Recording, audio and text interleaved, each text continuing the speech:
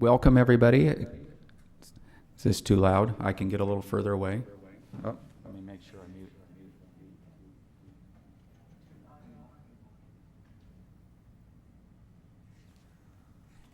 Okay, that's better. I don't have to hear myself from the computer.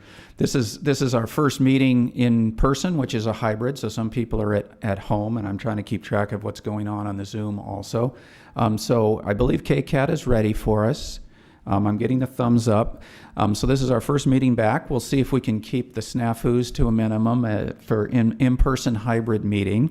So let me call to order the Town Council of Los Gatos meeting of October 18th. And if I could ask the clerk to do a roll call, please. Sure. Councilmember Sack? Here.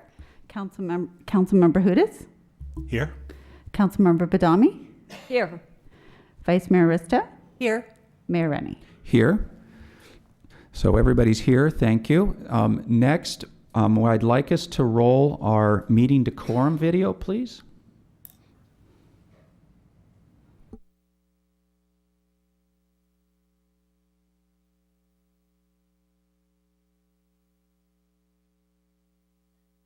The public is welcome to participate at Town Council meetings, understanding that the purpose of the meetings is to conduct the important business of the town in an efficient and effective manner.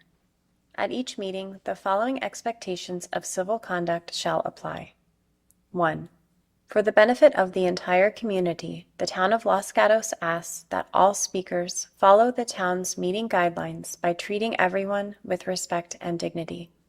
This is done by following meeting guidelines set forth in state law, in the town code, and on the cover sheet of the council agenda. 2. The town embraces diversity and strongly condemns hate speech and offensive hateful language or racial intolerance of any kind at council meetings. 3. Town council and staff are well aware of the public's right to disagree with their professional opinion on various town issues. However, antisocial behavior, slander, hatred, and bigotry statements are completely unacceptable and will not be tolerated in any way, shape, or form at Town Council meetings. 4. All public comments at the Town Council meeting must pertain to items within the subject matter jurisdiction of the town and shall not contain slanderous statements, hatred, and bigotry against non-public officials. 5. The town will go through the following steps if a disturbance results from a member of the public not following these rules. If participating remotely, town staff may mute the individual with an explanation for the record of why muting occurred consistent with this policy. If participating in person, the mayor may call a recess for violation of this policy, resulting in the immediate cessation of the audio and video recording and the council exiting the chamber. Staff will determine if the individual should be removed or if all members of the public should leave, depending on the extent of the disturbance. In the event that all public members exit, only the press would be allowed back in the meeting. Once the individual or individuals leave, the council would return to the chamber and the mayor would resume the meeting. Persons disrupting a council meeting may be cited for violation of the California Penal Code Section 403. These expectations of conduct also apply to meetings of all town boards, committees, and commissions. Okay, thank you. So next up is going to be our Pledge Allegiance. It's been a while since we've been in person, but we always invite a young adult from our community to come up and do the pledge. So I'd like to invite Pravin Balasingham to come around and come up with me.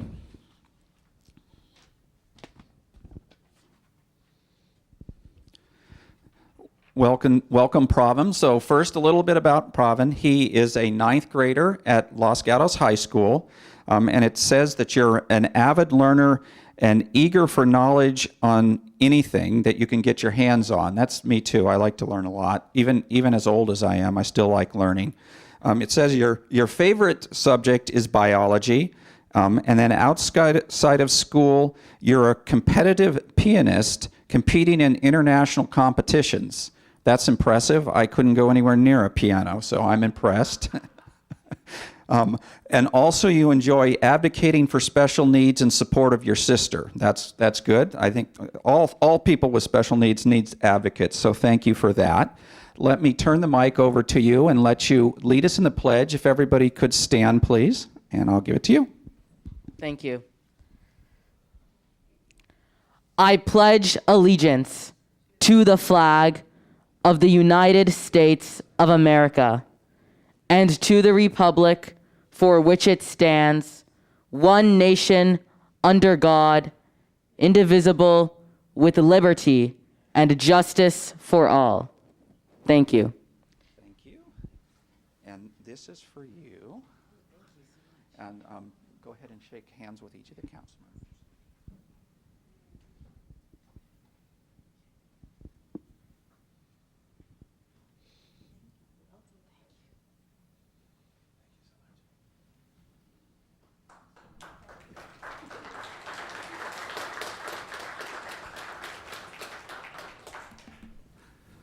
All right, thank you again, Pravin Balasingham. So next up, I believe, is going to be our closed session report. I'll ask our town attorney to give us a closed session report. Thank you, Mayor. The town council met in closed session on Thursday, October 14th to discuss litigation between the town of Los Gatos and the county of Santa Clara related to Shannon Road, and there's nothing to report. This afternoon, the town council met in closed session to discuss performance evaluations for the town manager and the town attorney, and there's nothing to report at this time. Thank you. Thank you. Next up is our council and manager matters. This is an opportunity for members of the council to share with the other council members and the public the things that they've been working on related to council in our town. If I could start with Council Member Sayak. Thank you, Mayor. 2 items to report. First is that West Valley Community College, I attended their opening for their Roots Pantry, and it's an opportunity for those students at West Valley and or Mission that are food insecure to utilize the pantry that is also serviced by West Valley Community Services. And Cities Association had their meeting last Thursday, and so I was there representing on behalf of the mayor, and there's nothing to report. Thanks. Thank you. Councilmember Badami. Thank you, Mayor. On October 6th, I met with Alan Feinberg, the creator of Discover Lost Gatos, the historical walking tours, and I learned a lot about the history of Lost Gatos, despite serving on the Historical Preservation Committee. On October 10th, I attended the Finance Commission as an observer. On October 12th, I chaired the Conceptual Development Advisory Committee meeting for which we lacked a quorum for an agenda item relating to development on Alberta Way, and that's been continued to November 9th. On October 12th, as Vice Chair of the Waste Management and Clean Water Authorities, we met briefly, agreeing to continue the next board meeting virtually. And October 14th, I met with a board member of KCAT discussing various issues in town, including the success of the Oktoberfest event. Thank you. Thank you. Vice Mayor Risto. Thank you. A variety of meetings. Actually, in terms of nice events, I attended the Police Foundation Recognition Luncheon, and there our chief awarded several members of our police force a variety of awards that showed bravery, that showed compassion, that showed life-saving skills. It was inspiring, and it was a good opportunity to get together with the community. There were other members of the council there. Last Thursday night, I attended the Police Academy, and one of the focuses was on mental health services. It was illuminating for me, and it's wonderful to see there's approximately 20 or so members of our community taking this multi-week course. And so I hope if and when it's repeated that more members of the community will reach out and learn more about our police force and perhaps decide to volunteer, as many of the members taking the class are doing now. Last Friday we had the First Fridays at the Palms for the 55 and up members of our population. And so the first Friday of every month at the Palms from 4 to 5:30, the Senior Services Committee has put together this opportunity for people to gather, have a drink, something to eat, and I think we had approximately 40 people there. So it was a great turnout. Chamber of Commerce has been extraordinarily helpful in that. So the next First Friday is November 4th. So hopefully I'll see some of my colleagues there. As an observer, I attended the Finance and Complete Streets and Transportation Commissions. A lot of good work done there. And then my other meetings weren't that important. I did meet with a number of residents in the past 2 weeks. Some of them are interested in joining commissions and committees, and so I was talking to them about the various types of work that would be done and looking to make sure there are people that are interested in joining these commissions, and a number of people interested in issues around the general plan. Thank you. Thank you. Councilmember Hudes? Thank you, Mayor. A lot of things going on in the last couple of weeks. Some of them have been mentioned already, but I wanted to highlight one, and that's the Los Gatos Montessorino Police Foundation Awards event. As the Vice Mayor said, there were a number of very specific awards given out there, and I was just really impressed with some of the things that our police department has been doing, including our extended police department, including our DART and our volunteer teams as well. I would maybe ask the town manager at a future council meeting to maybe ask the chief to provide a little bit of those stories directly. I think it would be really helpful for the public to hear some of these incidents and events that our police officers have dealt with. Just some amazing performance and amazing connection to our town and our residents. I also attended my usual leadership meeting of the communications, Los Gatos Montessorino Emergency Communications Group, as they're gearing up for, conducted a ham cram and then are gearing up for more CERT exercises coming up, and the holiday parade, and as a number of organizations support that. I had a couple of meetings with the road mapping subcommittee of the Senior Services Committee, and they have pencils to paper right now writing this roadmap, and they've done all of their collecting of information, and now it's time to produce a roadmap that should be available by the end of the year, with the participation of the Community Health and Senior Services Commission members who've been added to that group. On the 10th, I participated in the Finance Commission meeting, where the topic was mainly ideas for dealing with our structural deficit, but it was really just the beginning of the process on that. And then another roadmap committee meeting yesterday. So thank you. Thank you, Mr. Hudes. So for me, maybe get a little further from the mic, on October 5th, I attended the BACMed, that's Bay Area Air Quality Management District Board meeting, which I serve on. Also with BACMed on 10/13, I'm on their Technology Implementation Steering Committee that I attended. And on 10/17, their Stationary Source Committee met, which I attended. On 10/5, going backwards, Silicon Valley Clean Energy Finance Committee, which I chair, met. Also, Silicon Valley Clean Energy Authority Risk Oversight Committee, I attended on 10/10, and Silicon Valley Clean Energy Board meeting on 10/12. One of the interesting items with Silicon Valley Clean Energy is we had significant extra costs during the heat wave because we plan ahead for how much energy we've bought, but when there's a big heat wave and we have to buy on the spot market, the cost can go high and cost us a lot.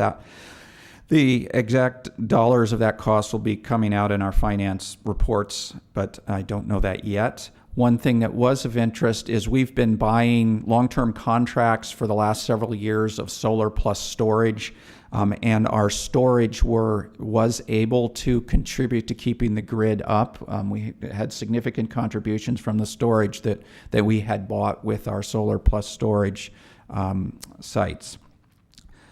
I also attended on 10/6 the VTA board meeting, as where I'm an alternate to the board, and on 10/13 I attended the VTA Policy Advisory Committee. And on 10/10 I attended the Town Finance Commission, and that's it. I will turn it over to Manager Matters. Thank you and good evening, everyone. We are in the midst of our board and committee recruitments. As was announced earlier, applications are due on December 2nd, and information is available at our town clerk website. So please sign up. We've got a lot of great opportunities.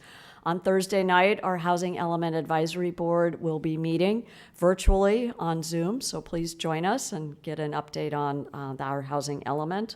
On Thursday, the 27th of October, we will be doing free COVID testing across the way at the Adult Recreation Center. Please sign up. Reservations will start being taken on Thursday, the 20th. And we now have ballot boxes here at Civic Center and also at the library. So as you complete your ballots, you can bring them here and easily drop them off at one of our ballot boxes. Thank you.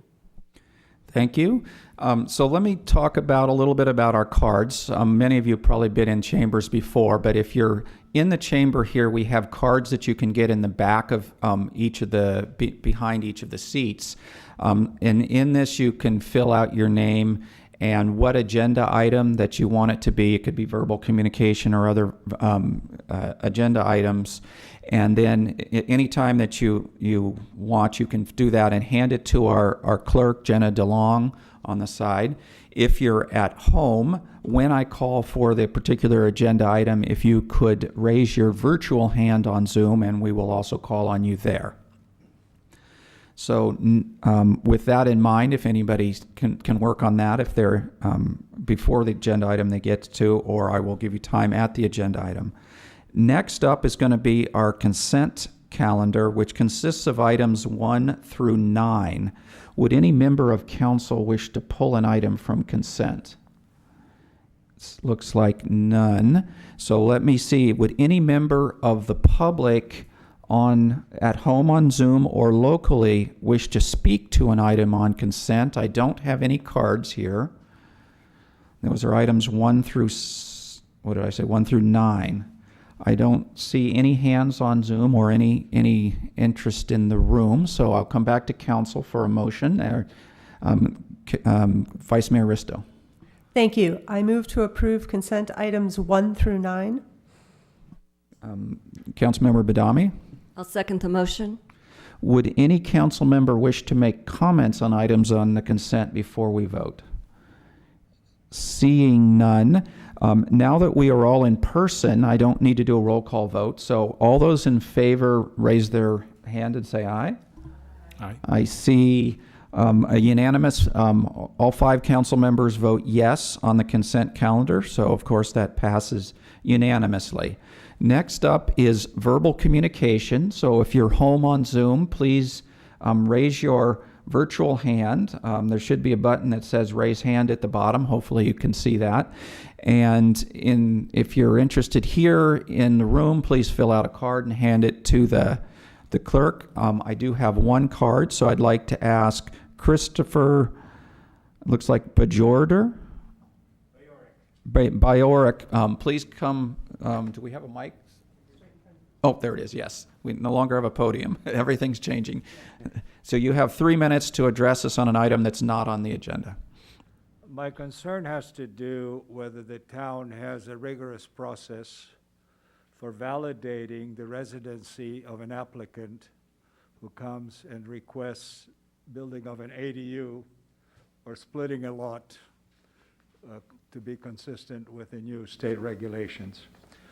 My understanding is that the regulations we have, I don't know if maybe these are state regulations, is that the applicant has to agree to reside in the principal residency for a residence for at least 3 years in order to be granted the permission to build the ADU or split the lot. I know of a case of somebody who has applied for such a process. They live 40 miles away, and they claim through our planning department that they are continue to be a resident of the town. The planning department simply requested that the person confirm with an email that they reside in the town, and the person did that. In my judgment, that's a very weak process for validating the residency of a person.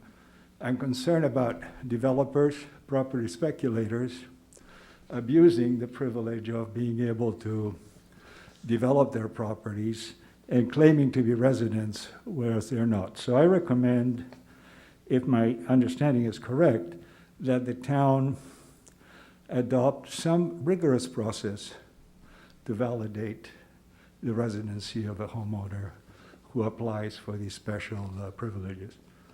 That's the comment I want to make. Thank you, Mr. Bajork. Do any members of the council wish to ask questions? Go ahead, Vice Mayor. Actually, my question is for the town attorney, not for the speaker. Go ahead. Okay, so I know that we have a permanent SB 9 ordinance coming forward, and part of that involves how long somebody has to take residence once the property is split.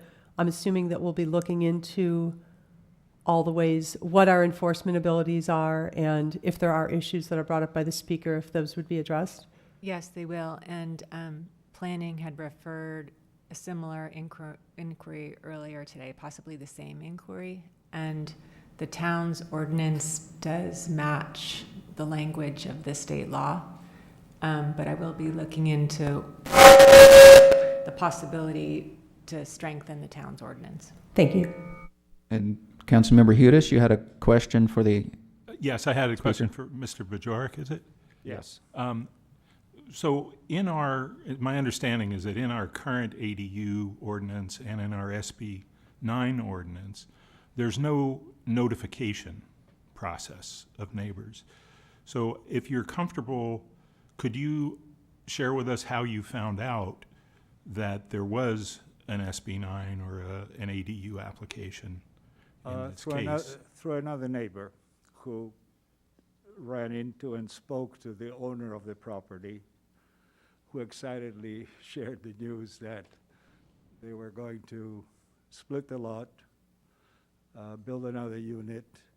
And my neighbor friend was surprised because that resident has not lived in the town Right. since the beginning of the pandemic. But there was no town notification process No. that you're aware of? Okay, thank you. Thank you, Mr. Bajork. I don't see any more questions. Thank you for bringing this issue to our attention. So I don't have any more cards in-house. Online, I'd like to call for Tom Picrow to speak, please.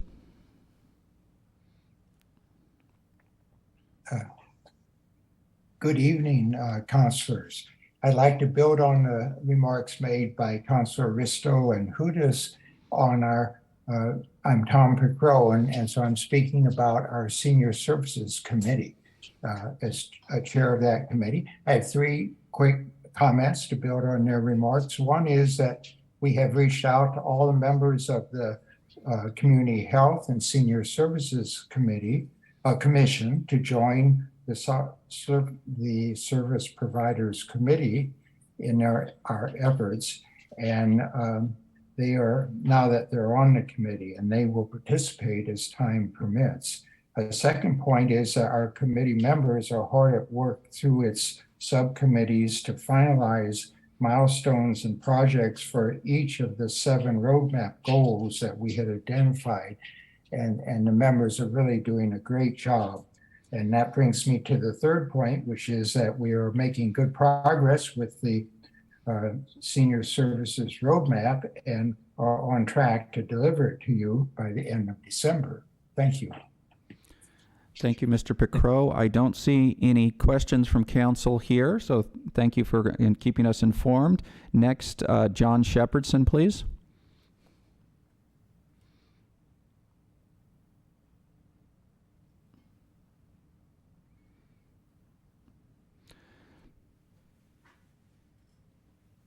Looks like, yeah, got the wrong one. There you go. Can you hear me now? Yep, we can. Go ahead, John. Thank you, Mr. Mayor and council members. So point one, the Albright settlement several years ago included $350,000 to be used for the benefit of the nearby residents, such as persons living in Charter Oaks. And I was curious as to if those funds have been used and how they have been used. My second point was, here are some possible suggestions for the town's financial problems. One, make better use of the Finance Commission. The voters voted for it. We've got apparently good people on it, so let's leverage that asset.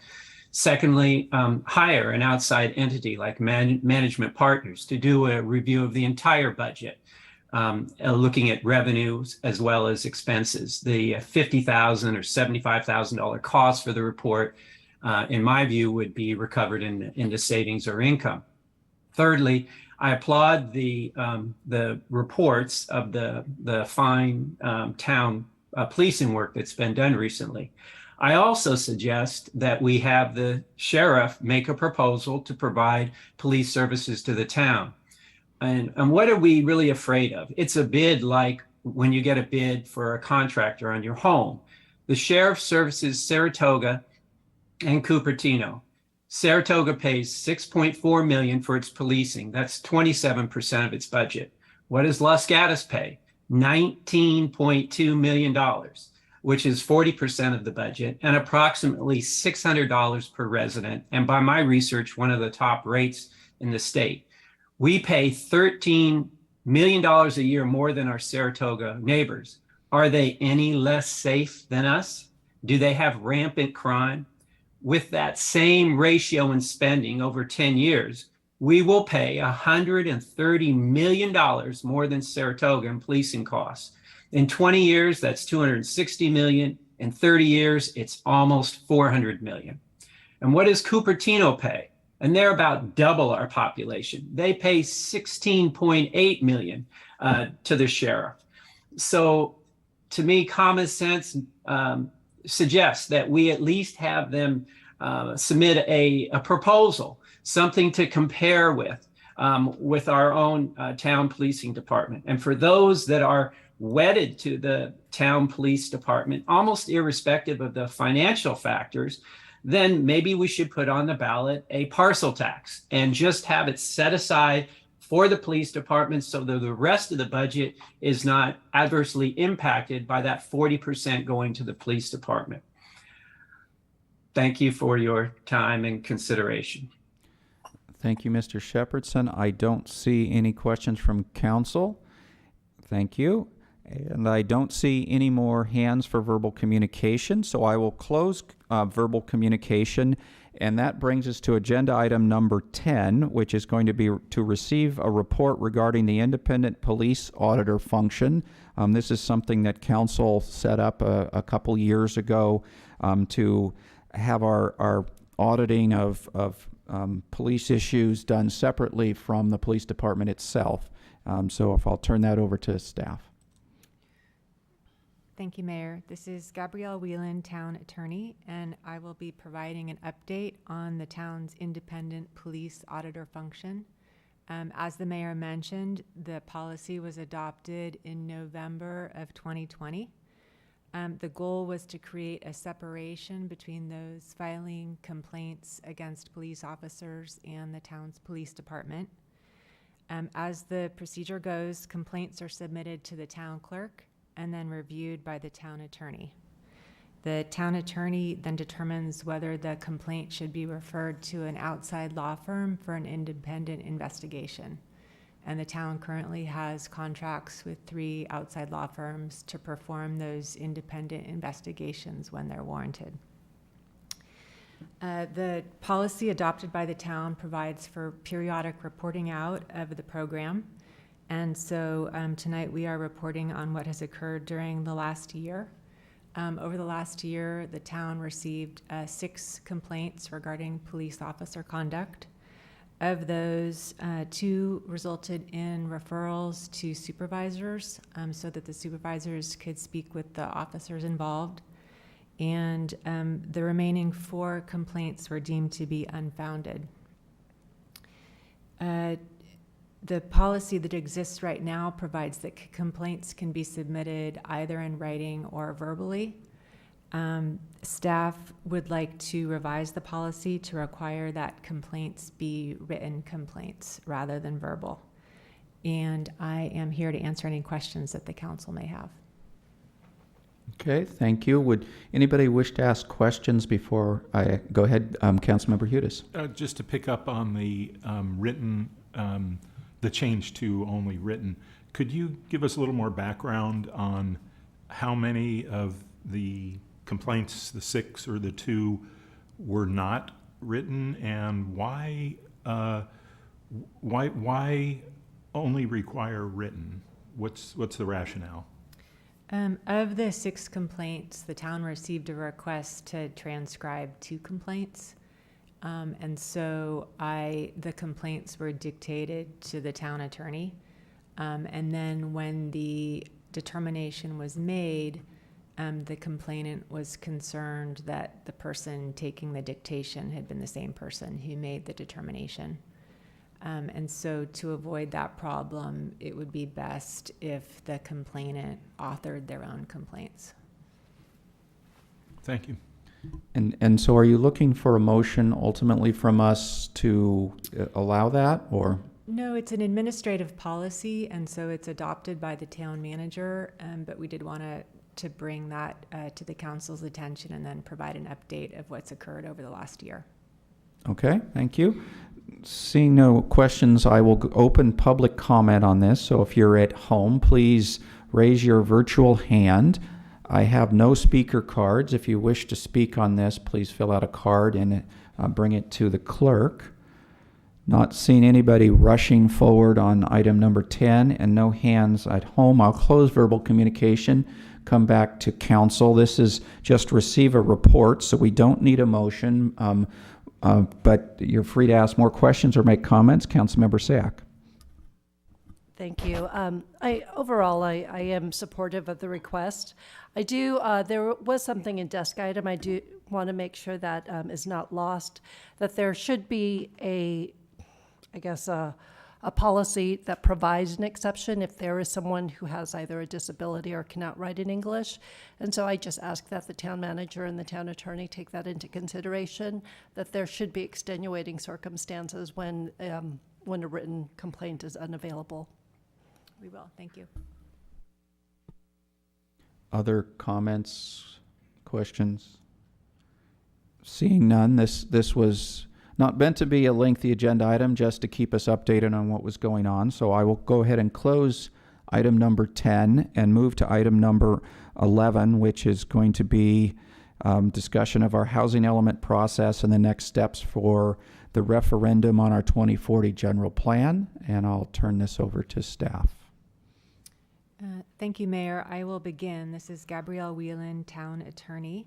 To review, the town did receive a petition to referend 2 elements of the town's 2040 general plan. Those 2 elements are the land use element and the community design element. Sufficient signatures were gathered to place the referendum on the ballot. And when that occurs, the Elections Code provides that the legislation that's being referended is suspended. And the Elections Code provides for 3 options that the town council can take at this time. And I have a slide that lists the 3 options so that the council can consult it. The first option is to hold a special election at which voters can decide whether or not to enact or whether or not to referend the legislation that's being challenged. The second option is to place the referendum on a ballot at the town's next regular general municipal election, and that will occur in November of 2024. The third option is to rescind the council's approval of those 2 elements and adopt a revised land use and community design element. And as a variation on that third option, if the council wanted to, the council could place the revised elements on the ballot for consideration by the voters. And in the staff report, we have outlined the timing and cost of the three options. As you might suspect, the holding of a special election is quite a bit more costly than placing it on the general municipal election. And I did want to correct a statement in the staff report regarding the timing to adopt the revised elements. The staff report talked about allowing time for the referendum proponents to remove the referendum from the ballot. But in fact, if the town were to rescind the two elements that have been challenged, there will be nothing to referend. And so there would be nothing to remove from the ballot. But I will say that the elections code does say that anything needs to be provided to the county registrar at least 88 days before the election. And at the council's last meeting, the council expressed interest in also talking about next steps with regard to the town's housing element. The town's deadline to adopt a housing element that satisfies the town's regional housing needs assessment is May 31st of 2023. And a related question to that topic is, at what point in time does the town's general plan need to be consistent with its housing element? And there is case law in which a zoning ordinance was inconsistent with the general plan, and the court ruled that the city needed to bring the general plan into consistency with its zoning ordinance within a reasonable time. And the cases talk about 6 months to a year being considered a reasonable time. And so that does match up nicely with the town's deadline to have a housing element that satisfies its regional housing needs assessment, which is May of 2023. The town's director of community development is available if the council has more detailed questions about the housing element, and I'm available to answer general questions. Okay, let me start off with one question on the cost of the special election. You talk about a special election is $900,000 to $1 million, or if it's in a mail-in ballot, it's only $600,000 to $700,000. Do we get to choose which of those, or if there's something else on the ballot during these dates that you've given, are we forced to go with whatever is already going on for those dates? So the town clerk, Wendy Wood, is the expert on the election costs, and so I will defer to the town clerk. Correct. So there are 4 dates that are established by the Register of Voters office, and they're outlined in the report which ones are the mail-in ballot and the designated ballot. And you can have your choice of which special election you will choose. You just have to make that, again, 88 days prior to the date of the election. And there could potentially be another election depending on what the outcome of the November election is in regards to some of the candidates that are running that are on the county board. They might have to have a special election to fill those seats. And if that does happen, that would be another election date that we could choose, and we would consolidate with them, which would be a lesser charge, but it would still be a special election. Okay, thank you. I think Councilmember Badami, go ahead. Yes, question for the town attorney. So the election code requires any replacement to be materially different from that which is in place or the subject of the referendum. So what is the threshold or the determination as to what constitutes materially different?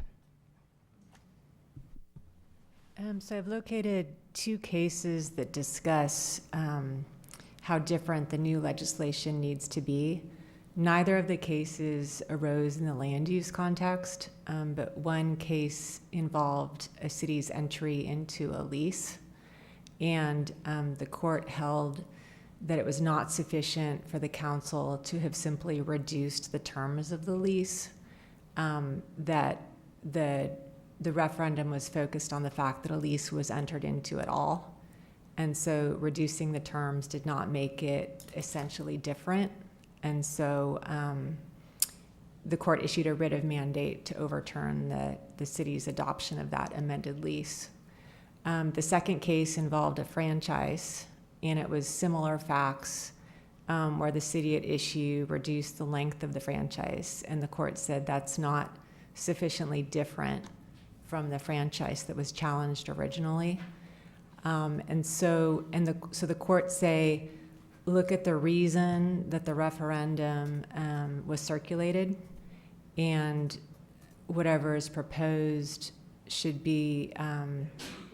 address the reason for the referendum in the first place, and it should be essentially different. So I hope that helps. It does, but it sounds like there's limited case law, which could be troublesome for us. There is, at some point, it'll come down to common sense, like, a layperson's interpretation, like, is it substantially different from the legislation that was referended? Okay, thank you. Councilmember Sack. If I could have either the town manager or community development director just clarify, I have several members of the public confused about elements, because we talk about our housing element, which is due in May, but then we also have 2 elements of the general plan that has been rescinded.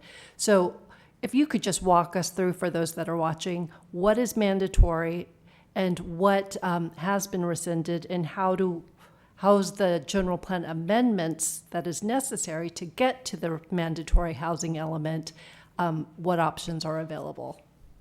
All right, thank you, council member. So yes, the general plan is made up of a number of elements. For the elements that are being referended, those are the land use element and the community design element. Of those 2 elements, the land use element is required. Community design element is an extra element the town has included in the last few general plan updates.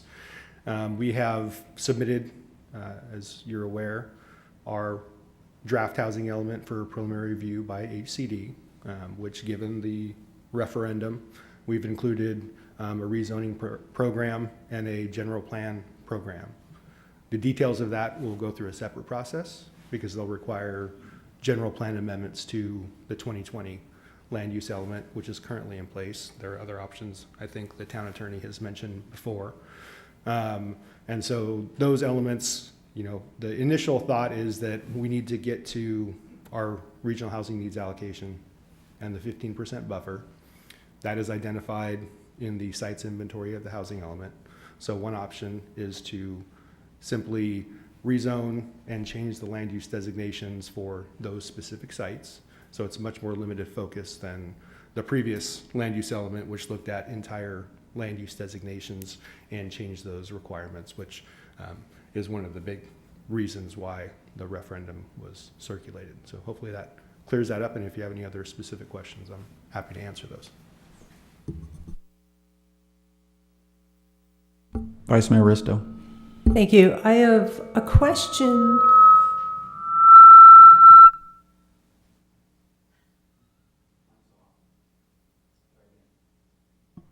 Okay. I have a question regarding the community design element, and I'll talk about it more later, but I can't for the life of me understand why this was rescinded, because it has nothing to do with density or anything else. But when I go back and read the 2020 community design element, it is so outdated that it's almost ridiculous. There's things in there that are referred to that don't exist anymore. Since you just said that the community design element is not required, would it also be an option to just strike having it at all and just not have the 2020 version and just not have it in our housing element?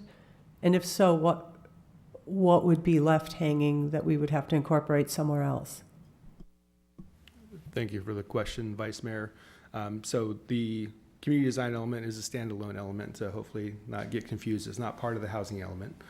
Yes, the town theoretically could just rescind that element. We would, from staff's perspective, we definitely want to look and see if there's anything that should be carried forward, or as maybe reviewed with the 2040 community design element, there may be components of that should we want to do additional general plan amendments in the future, we may want to pull some of those forward, but we would have to do that evaluation if that's a direction ultimately the council provides to us.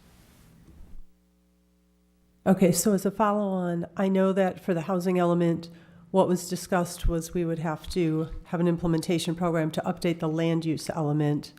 Does that mean that staff has examined the community design element and decided that no changes are needed to that to forward the housing element?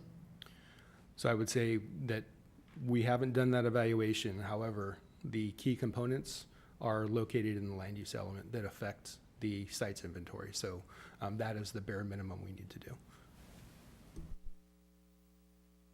Councilmember Hudis? Thanks. I have a whole lot of questions, but I'm going to save them for after we hear from the public. I had one just specific follow-up question for the town attorney. The vice mayor said that 2 elements had been rescinded. Has that actually happened? So currently, the 2 elements are suspended by virtue of sufficient signatures having been gathered, and they haven't been rescinded just yet. Okay, thank you. Thank you. Okay, so I wanted to ask a couple questions. There's been a lot of misinformation around this item, so before we go to the public, I wanted to try to make sure we got some understanding of the correct information.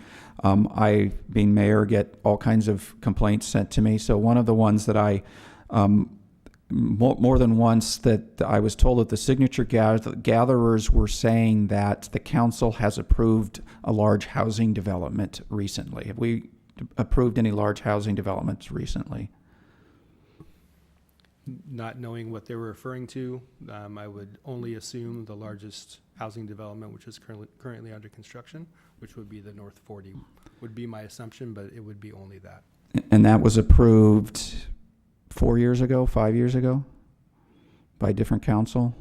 It was approved by a different council, and also there were some other extenuating circumstances relating to the lawsuit that was filed for that original denial of that application.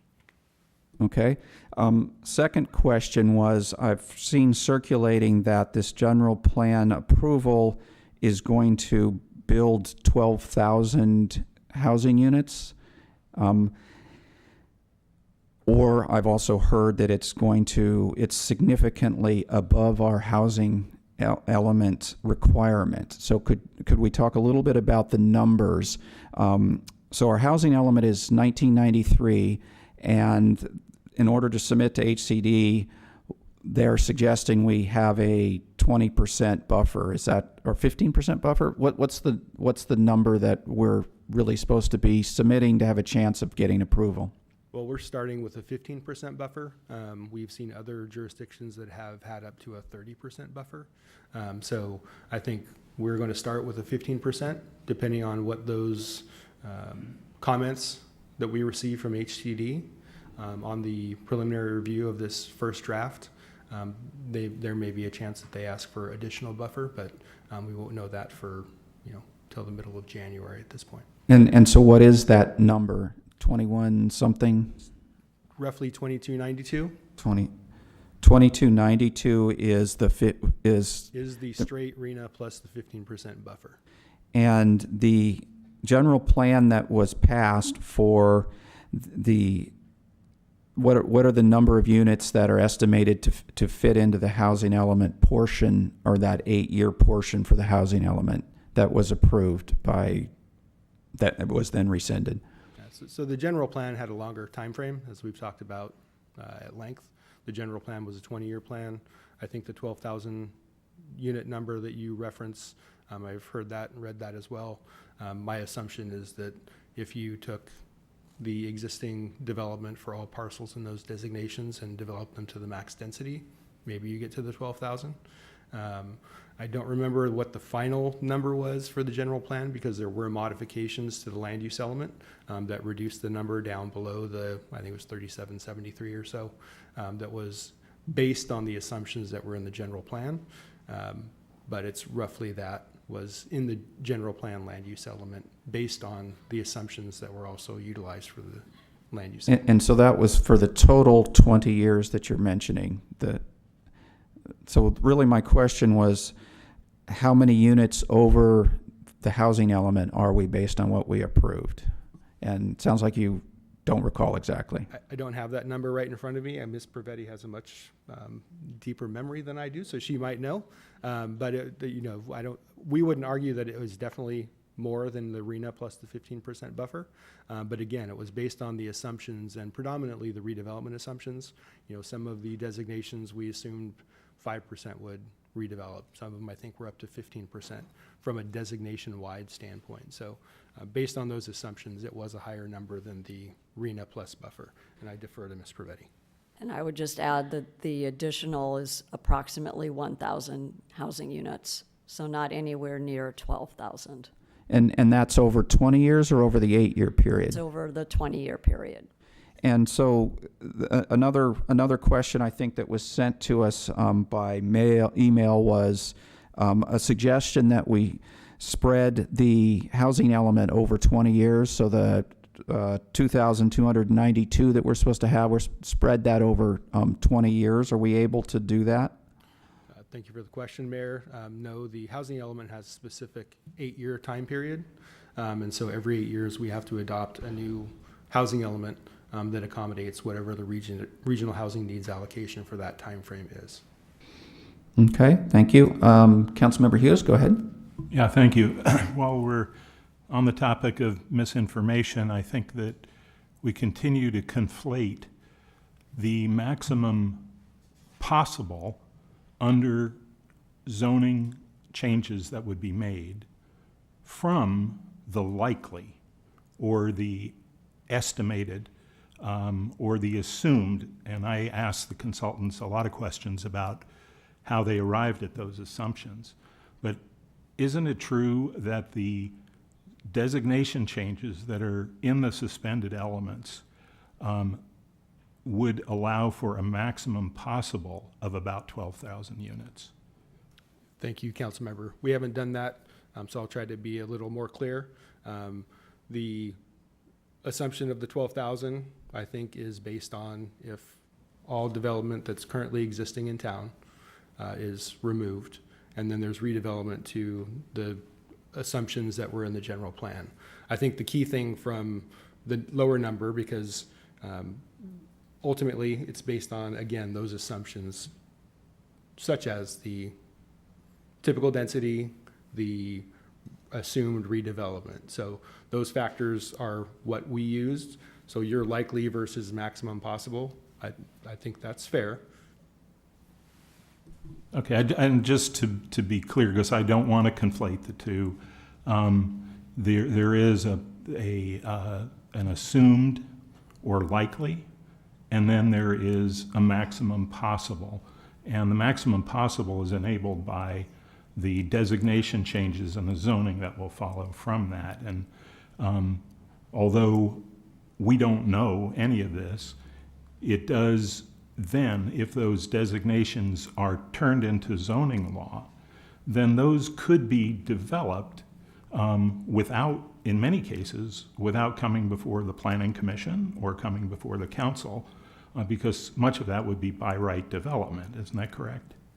Yeah, and there's even recent legislation that has gone even farther from the state for the commercial properties, for instance. So yes, again, it's based on the assumptions, and so the two that come to mind are, to your point, in the mixed-use commercial, it has a range from 30 to 40. We used a typical density of 36, I believe. And then again, there's also an assumed redevelopment assumption, which is a percentage of the land use designation. So that those are both correct, and if more than that went through or more properties redeveloped in those assumptions, then we had other mechanisms to try to address that moving forward. But those were the two biggest assumptions, so you are correct. Okay, thank you. And let me add one. I'm trying to make this clear to people, and it only gets more confusing, unfortunately. So areas that were rezoned in the general plan that was passed, my recollection is we didn't rezone any low-density residential. And do you recall which zones were rezoned? So again, these are general plan land use designations that have a number of parameters. The ultimate land use element that was adopted and is now referended removed the increase in the low density residential. So there was an increase there. There was also a reduction because we had in the medium density residential an increase. There was a splitting of that designation for allowing the increase in density for medium density that was not in the very high fire hazard severity zone. And so that remained at the current or 2020 level general plan for medium density. Most other designations went up. I think neighborhood commercial might have stayed the same, and there may have been one other one, but the big changes were the increase in medium density, high density, and then mixed use, as well as some other commercial sites or designations. Sorry, not sites. So just to be clear, you were describing what was recommended to us by our citizens committees and the changes. So they had recommended something in LDR, which we did not do. They had recommended a larger change in medium density residential, and we reduced that. And then it sounds like we followed their recommendation on commercial, mixed use, and maybe one other. Okay. Let me start with Councilmember Sack. Thank you. And so, Director Paulson, so at this moment, we've suspended the two elements, and currently in its place is the 2020. And the 2020 is what guided us with our last RENA numbers of 619. So using those land use designations, can you remind me how many units were we able to build in the last 8-year cycle? I don't have the 2021 HCD annual report, but I think it was in the neighborhood of 500 up to the end of 2021. So 500 with the current 2020 land use standards. Correct. And so with that, we now have to build 2,000 in the next 8 years, assuming again that we don't make any accommodations.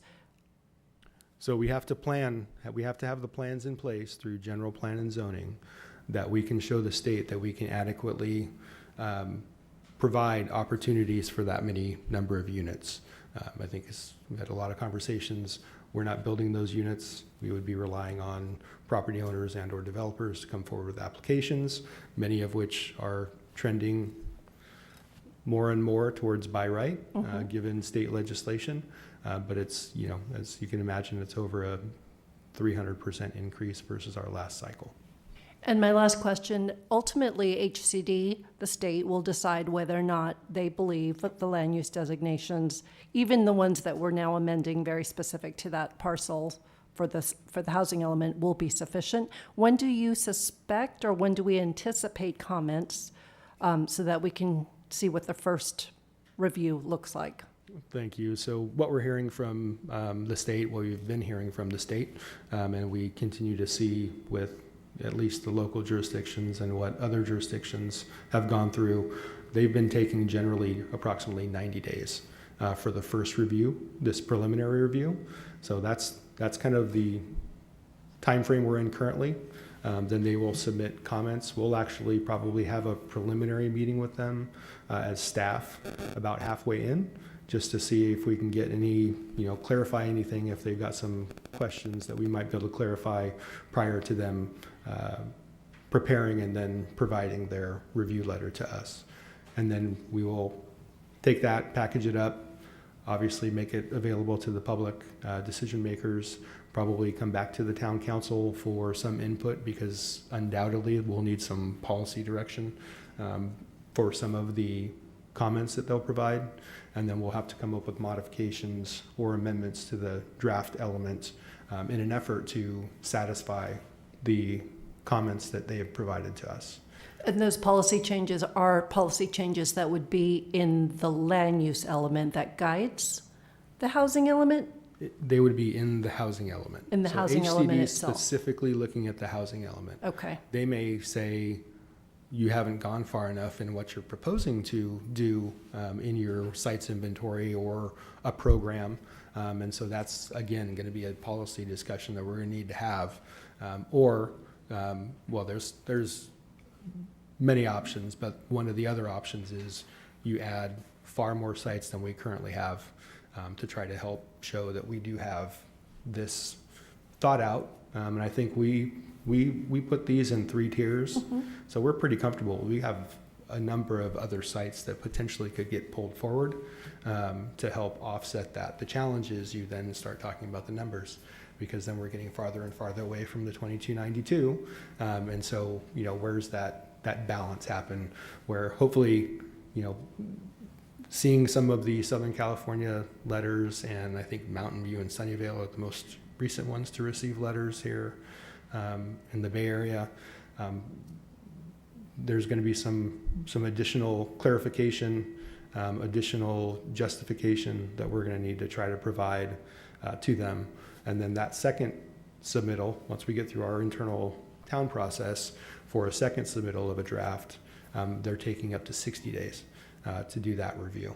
So, there's a lot of time baked in that frankly has, from any other cycle that we've gone through, it hasn't been this level of detail and scrutiny, but the state is really provided a lot of challenges for a number of jurisdictions, and we don't anticipate anything different for us. Okay, thank you. Councilmember Badami. Thank you. So I want to go back to the topic of misinformation and perhaps speculation. So just to clarify, we have no factual information or supportive research material to use a 5% redevelopment assumption, other than the opinion of one consultant. Is that correct? Yes, we utilized a consultant, and actually it was a sub-consultant of our general plan consultant that provided that information based on their expertise. Okay, but the information, we don't know what his information was other than just rendering his opinion. I don't have a layout of his step-by-step analysis, so that is correct. Thank you. And so I'll follow up on that. So most of the decision we did was try to meet our housing element.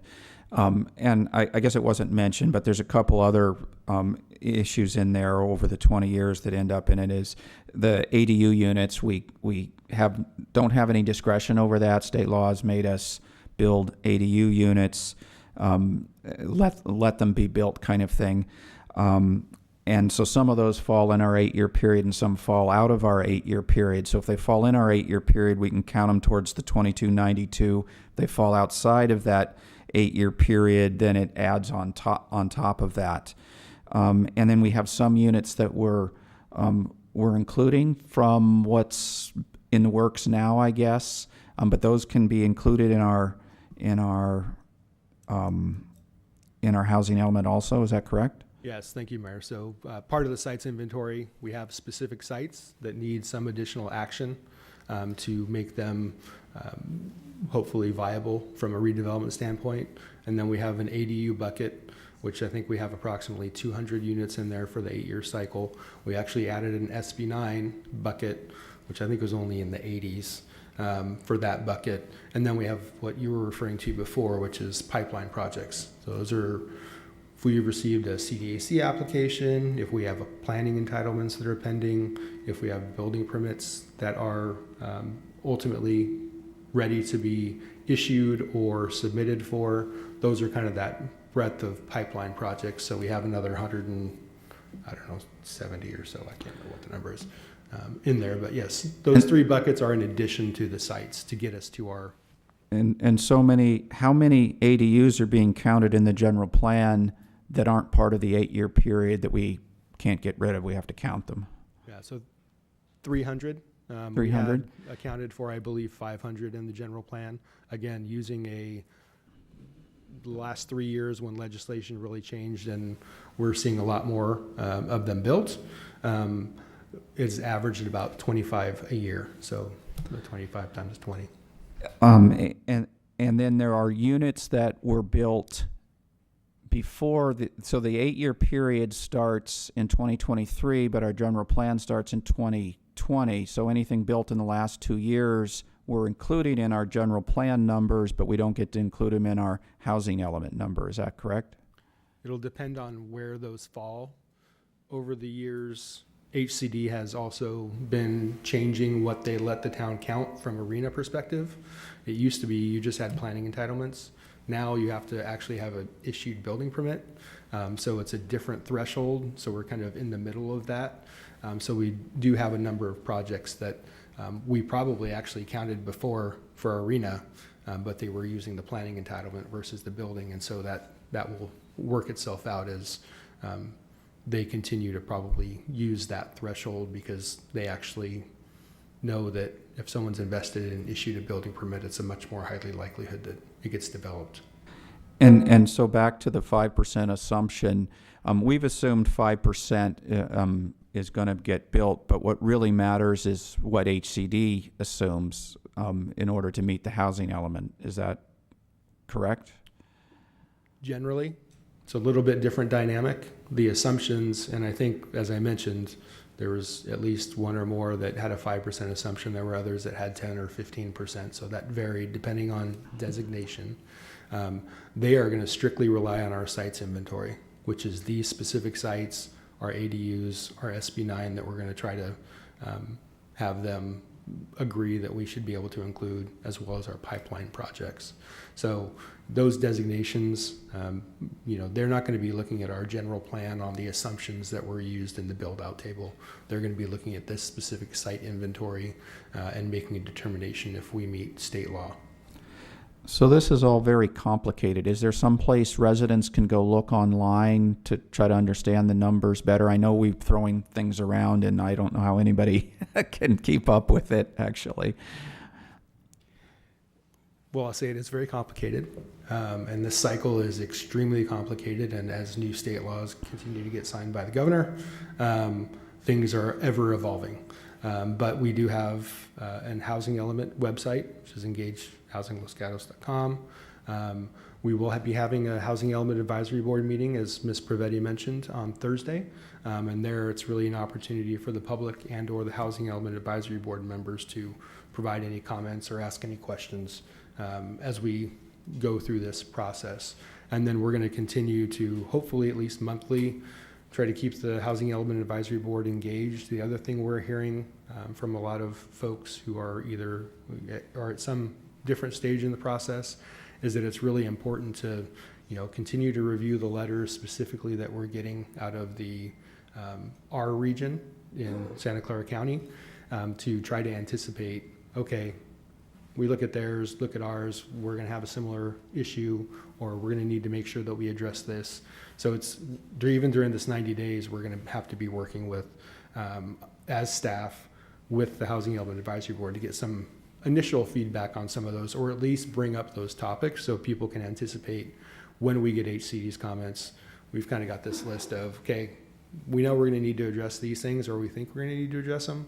What are some preliminary opportunities to address those? And then that way we're hopefully have a little bit of a head start on the next version to address their comments.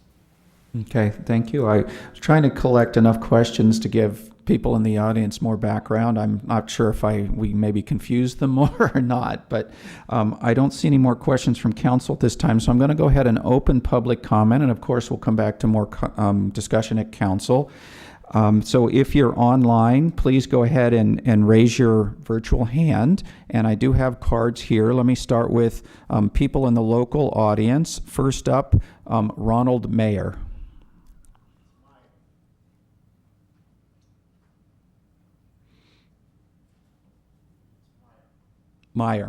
Ronald Meyer. Yeah, I have some concerns about the general plan. In other words, when is it going to be available for us citizens to actually take a look at and verify some of these mysterious numbers you're talking about? Because I don't see a lot of transparency here, and that bothers me as a citizen and as a resident of Los Gatos since 1988. In addition, I understand that the medium density residential designation has been eliminated. Who came up with that brilliant idea? And why?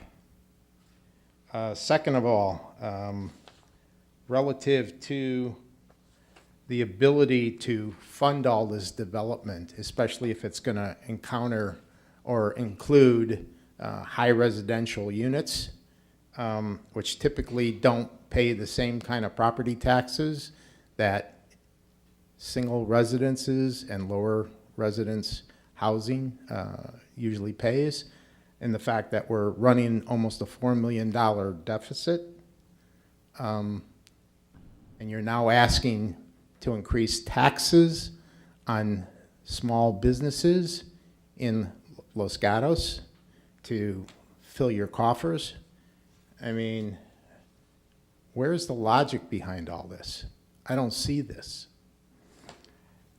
So consequently, I have some additional questions with respect to the land use and the housing elements.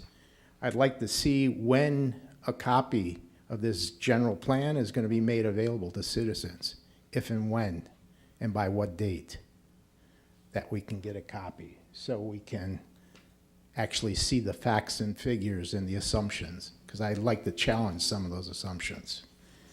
So from my perspective as a citizen and a longtime resident, I would like to see more transparency in this process. And also, do we ever have any grounds to challenge some of these state mandates based on constitutional grounds associated with private property rights? Thank you. Okay, any questions? I don't see any. Thank you. Let me go ahead, Vice Mayor. I actually have a question for staff. My understanding is both the 2020 and the adopted, although we have two elements that we've replaced with the old versions, both general plans are online. Is that correct? That's correct, as well as the housing element, the draft housing element. Okay, so I would encourage you to where talk are to they? staff. Where are they? Because I'll I have was you connect looking with on the staff so they town can- on the town site, and it's not intuitively obvious. We can definitely take a look at that. And we have Mr. Meyer's email on here, so maybe we can email him some more information. And one last comment. This needs to be put to a vote of the people of Los Gatos. And I would suggest that in order to get it done and make it cost effective, put it on the ballot for 2024. Thank you. Mr. Hudis, did you have questions? No, I'll save it Okay. until we hear from all of the public. Okay. Next up, Richard Conan.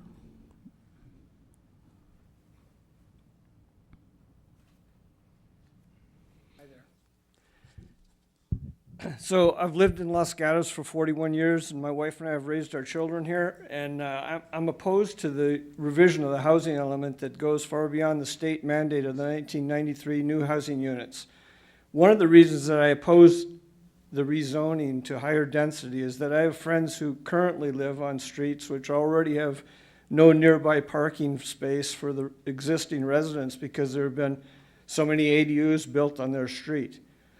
This situation will just become far worse if we have multi-story, multi-unit housing elements added. One of the thoughts I had listening to you now is, why do we believe that the state has a right to mandate housing development in Los Gatos? And why don't, and I've also found out that hardly any towns or cities in California have met the requirements that they've been imposing. So why don't we band together with those towns and oppose the state mandates? So I grew up in a small town. I've loved living in Los Gatos, and my wife and I would like to live here for the rest of our lives. And I support restoring the town's current #1 land use goal, stated goal, to preserve, promote, and protect the existing small town character and quality of life in Los Gatos. Thank you very much for this opportunity to express my opinion. Thank you. Looks like you have a question. Councilmember Adami? Thank you for your comments. So as with Mr. Meyer, do you propose that this is better on a ballot measure, or that a council tries to well, that we rescind it and council tries to work together and replace it with revisions. What is your preference?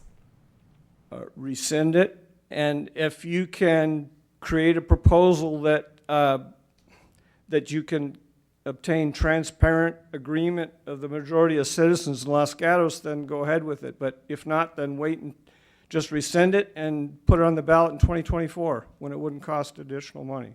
But I understand your comment that we should bring back that land use element goal of preserve the town character, the number one goal that we had before in the 2020 general plan. I heard you say that.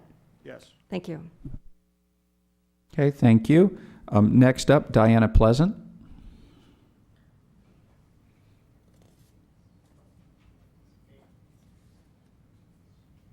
I'm going to change what my comments are because I have a question. Are you today going to decide between option A, B, and C that's on the... That'll be a discussion that'll occur after we finish taking public comment.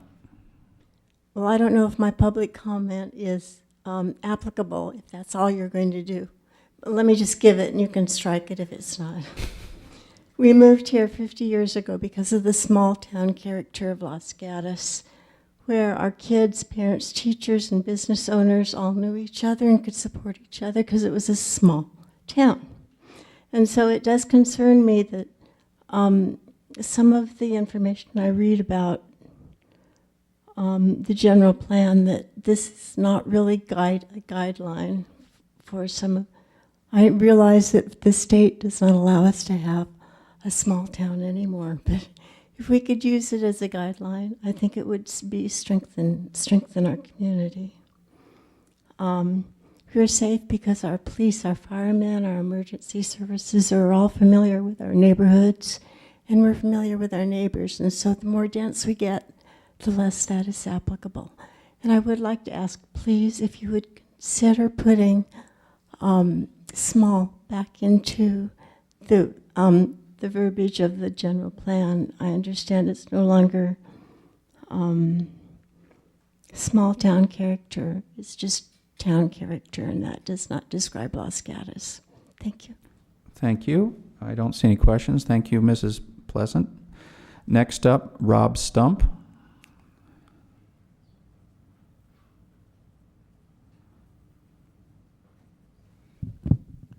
My name is Rob Stump. I am a longtime resident of Los Gatos, and I want to thank the council for allowing me to speak tonight on this important issue. I supported the referendum for two main reasons. One, the land use element calls for housing units above the state mandate and does increase housing density legally enabling more than 12,000 additional housing units. That's something we've got to pay attention to. We legally enable that. Also, secondly, the council passed the 2040 general plan by a 3-2 vote, a split vote. This is our town constitution. It seems like this is not what we would want to have happen, that we barely have a majority that agrees to our town constitution for the next 20 years. I also know that the referendum process is really not agreed to by all.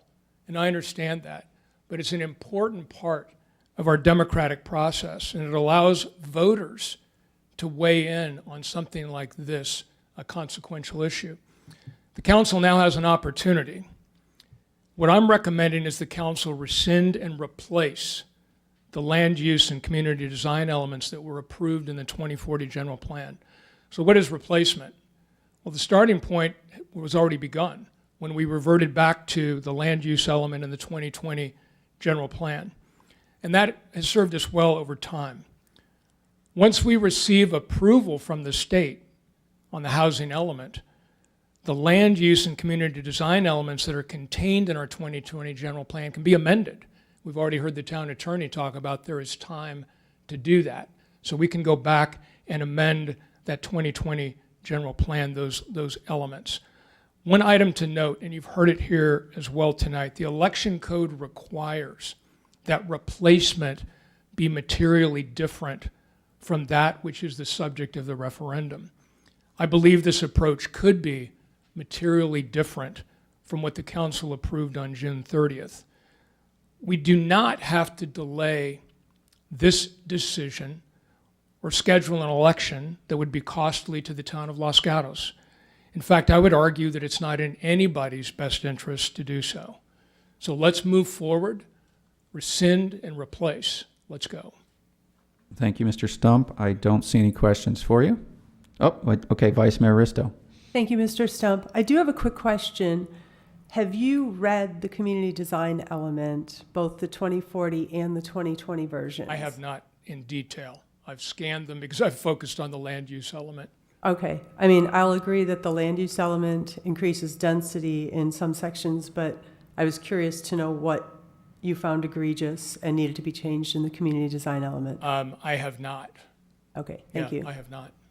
But you still think it should be rescinded? No, I think the problem is I think that those two are kind of tangled legally, probably, is probably the reason that they both got rescinded. I was not involved in putting the referendum together. And so all that I'm aware of is that they needed to be dealt with together because of the connection of the two. But the land use element is the key concern.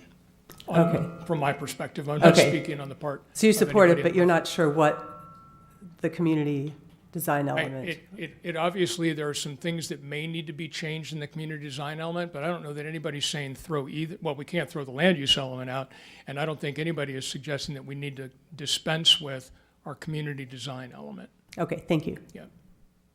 Okay, thank you. Looks like no more questions. I'm going to go, I've got more speaker cards in-house, but let me go to some online, if that's okay with the clerk. Can we go to Rick Van Heusen? Can you hear me? Yes, go ahead. Okay, great. My name, as you just said, is Rick Van Heusen, and I'm a Los Gatos resident. I'm also a member of the Los Gatos Community Alliance, which, as I'm sure you know, is the group that sponsored the signature gathering process that has resulted in the referendum we're talking about now. It is unfortunate that we're in this place. It was well known by town staff and council that the 2040 land use and community design elements are not supported by the residents. We shared with you the survey results showing that more than 60% of voters oppose it. And this referendum could have been avoided if the council and staff had listened to the concerns of the citizens and taken the substance of their input seriously. And there's good reason for the lack of support in the community. Some of this has been discussed tonight, but I'd like to provide our perspective on these items. The town staff asserts that the general plan as written will result in only more than 3,000 new homes in Los Gatos. And as we've discussed, this alone is cause for concern because it's more than 150% of the number required by the state's RENA allocation for Los Gatos. But there's more. The staff's assertion that upzoning large swaths of the town would result in only 3,000 new homes is unsupported by any data. The number of homes that would actually be permitted, as we've discussed, by the upzoning is in fact over 12,000. Of course, no reasonable person believes that 12,000 homes will actually be built. But by the same token, there's no good reason to believe the number will be limited to 3,000 when the zoning permits 12,000. And make no mistake about it, upzoning is a one-way street. Once the town upzones, state law prohibits downzoning later. And finally, and equally troubling is the fact that the general plan contains no real provisions, plans, or ideas to ensure that any significant portion of the new housing is actually affordable. The last thing Los Gatos needs is 3,000 new McMansions and $2 million condos. But that's what we'll get with the general plan as written. What we need instead is affordable housing located close to services and transportation. So where do we go from here? There is no need to take this to a referendum of the voters. We believe the best path for the town is for the council to adopt option 3 in the town attorney's presentation, rescind and replace. We can always add more housing later as we gain knowledge and experience. It's time to begin the process of ensuring that significant portions of the new housing is actually affordable. This should be done only after the state certifies the town's housing element. That's the sequence that every other city that we're aware of has used. Once that's happened, the general plan elements should be adopted only when they've been fully drafted and commented on by the public. The replacement general plan elements need to clearly state that the goals are to preserve the town's character, provide affordable housing, and make the changes required to be internally consistent with the certified housing element. Thanks for listening. Thank you, Mr. Van Heusen. I don't see any questions for you. Let me go to Barbara Dodson next.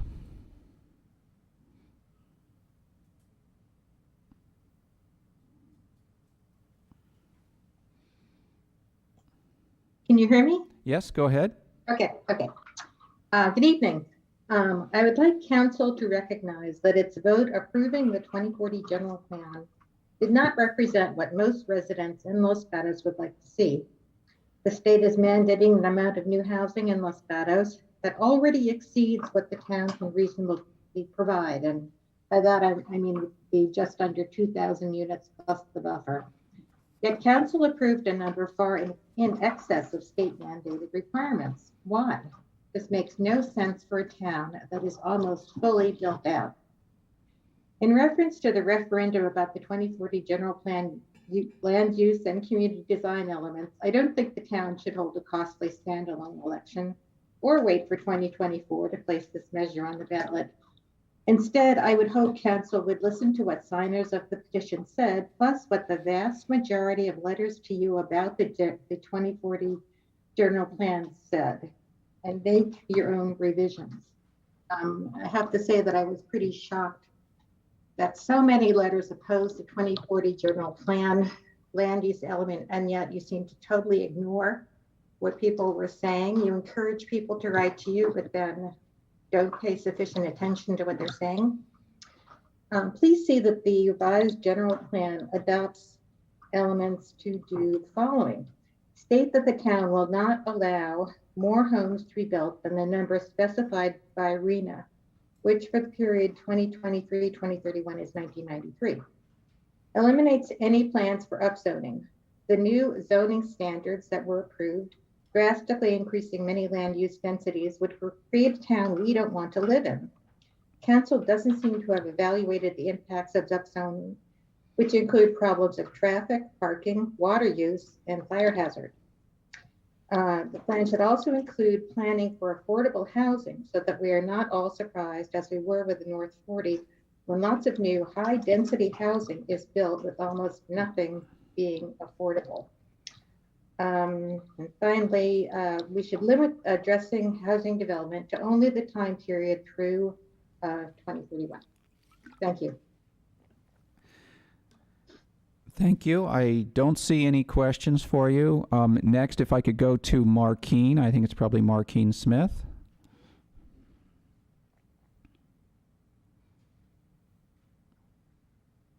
Hi, I had to unmute. This is Markeen Smith. Can you hear me? Yes, go ahead. Oh, good. So I'm concerned about that the current plan as it is has way more housing units than is necessary. And I would put, my first thing would be to put the minimum number that the state is requiring. And I think the council should do this rather, I'm hoping it doesn't have to go to a referendum because it's so expensive. And I'm hoping that it can be in fact rescinded and replaced. And so that, let me see. So I'm very concerned about the first thing is the number of housing being in excess of the amount that we actually are required to provide. And another thing is that they be affordable because the houses that we saw, for example, in the North 40 so far are all way over $1 million. And most of our kids and many of our residents in the town could not afford to buy them. And many of our seniors can't. And another thing, part of the, so that's with the housing element, those are my concerns, too many units. With the design element, I'm concerned because I would like to see some transit solutions, such as rapid transit electric buses or something that we could get developers to put in for, or that I would certainly be willing to pay taxes towards that. I would also like to see requirements of energy efficiency in excess of what the state requires. I'm very concerned about the quality of life of people living in the North 40, for example, if they have children, they're right on a major freeway, which it's low-income minority people who are consented, are stuck with these places. It's already been outlawed in LA and other places, and yet we're continuing to develop between two major freeways, on 85 and 17. Our town, another concern is the quality and character of life, and I would like that phrase reinserted, as several people have mentioned, that to make sure that our goal, our land use goal, is to preserve, promote, and protect the existing small town character and quality of life. I think we can have more people and still have the small town character, but we need the infrastructure. We need trees to be, if the developers are going to take down hundreds of trees, they need to put back hundreds of trees. Trees eat up carbon, and they're helping with the pollution. The fact that our town is, I'm out of town. Thank you. Let's see if you have any questions. I don't see any questions from council, so thank you, Ms. Smith. There are some more online, but I'm going to go back to those in the room here. To next, Catherine Morgan.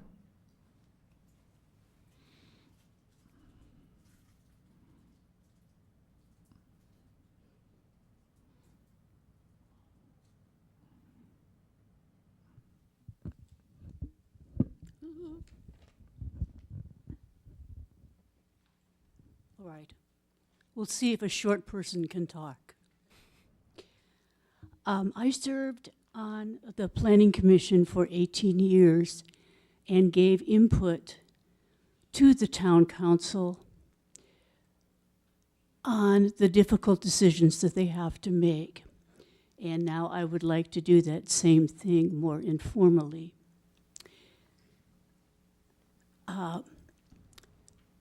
I only want to make 3 brief points. One is a point about the larger world than Los Gatos, but which affects us. And that is that the world is rapidly becoming warmer and drier and with less water. California has never had enough of its own water since the late 1800s. And now we are asked to cram in more housing and grant hundreds more residential water permits as part of this economic expansion goal of the state. The second is right down here on the ground in Los Gatos, and that is traffic and parking. We will have enough trouble with traffic and parking, which is already horrific here and in the whole state, not the whole state, all the cities and towns in the state.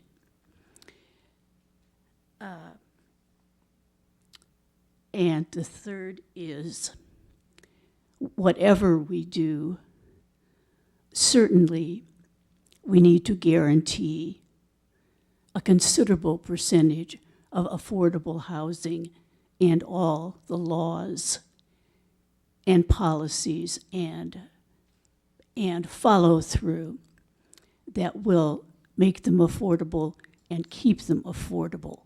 That's the housing we need, not more multi-million-dollar houses.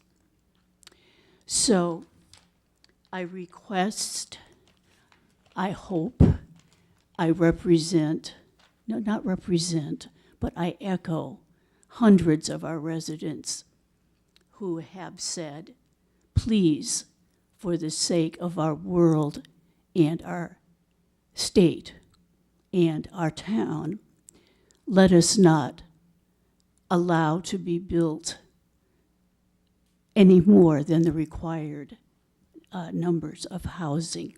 Thank you so much. Thank you. You have a question from Councilmember Hudis. It's not quite a question, but I would like to just thank Ms. Morgan for her many years of volunteer service for the town in this particular arena. So thank you. Thank you so much.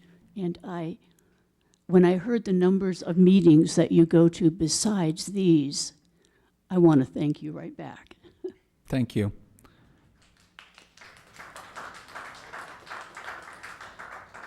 Next up, Sutton Raleigh.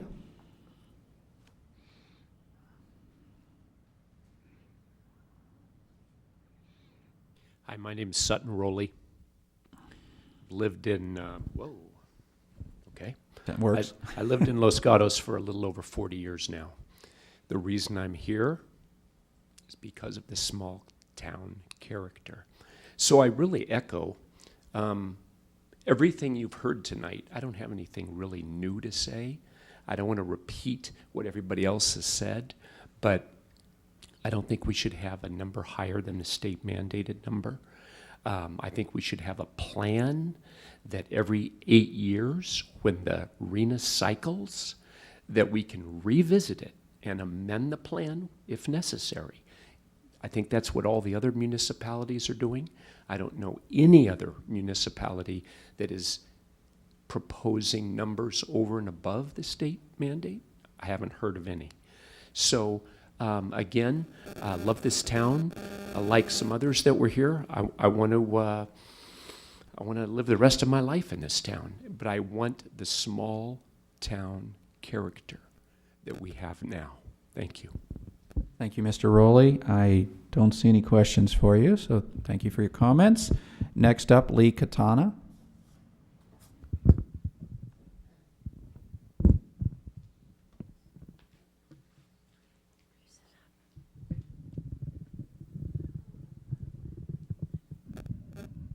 We're going down now.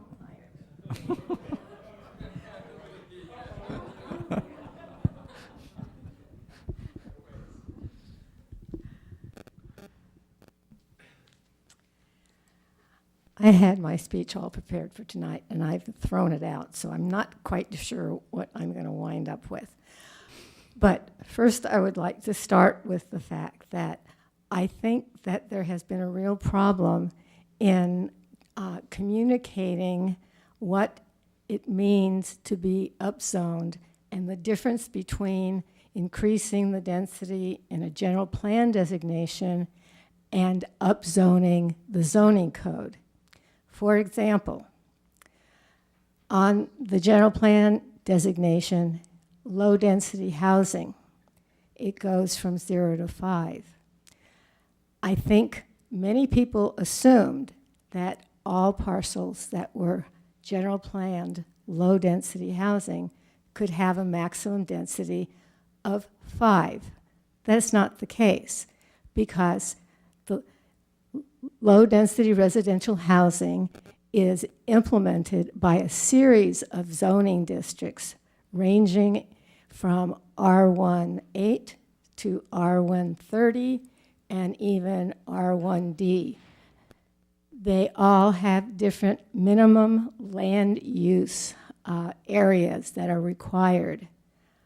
For instance, R130 requires the minimum of 30,000 square feet. Clearly, that is not going to reach 5 dwelling units per acre. Whether or not that the 20,000 that keeps getting thrown around took that into consideration or not, I don't know, but it doesn't seem to have been, because I've had discussions with many people who are taking that position, and they insist that I'm not right. Maybe I'm not, but I think it's time for the council and the planning commission to make that all clear.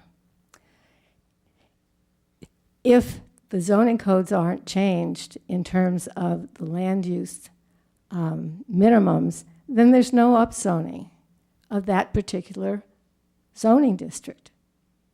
I know it's complicated, and I also wanted to say that I had the pleasure of serving on the Planning Commission with Kathy Morgan, and it was a real pleasure. And we missed her when she left. That's one thing I wanted to say. Second thing I wanted to say was there are communities that have opted to go beyond the required minimum for RENA. One of them is Redwood City. There must be others, but that's one I know about. Oh gosh. While I am a member of the Community Alliance, I did not support the referendum because it did not propose a solution along with its objections. I too have some problems with the current land use element and community design element, but they are not the same as the Alliance has. So please wrap up. Time's up. I speak so slowly, I never get to say a lot, sorry. Okay. Any question for Ms. Quintana? I don't see any. Thank you. Next up, Lee Fago.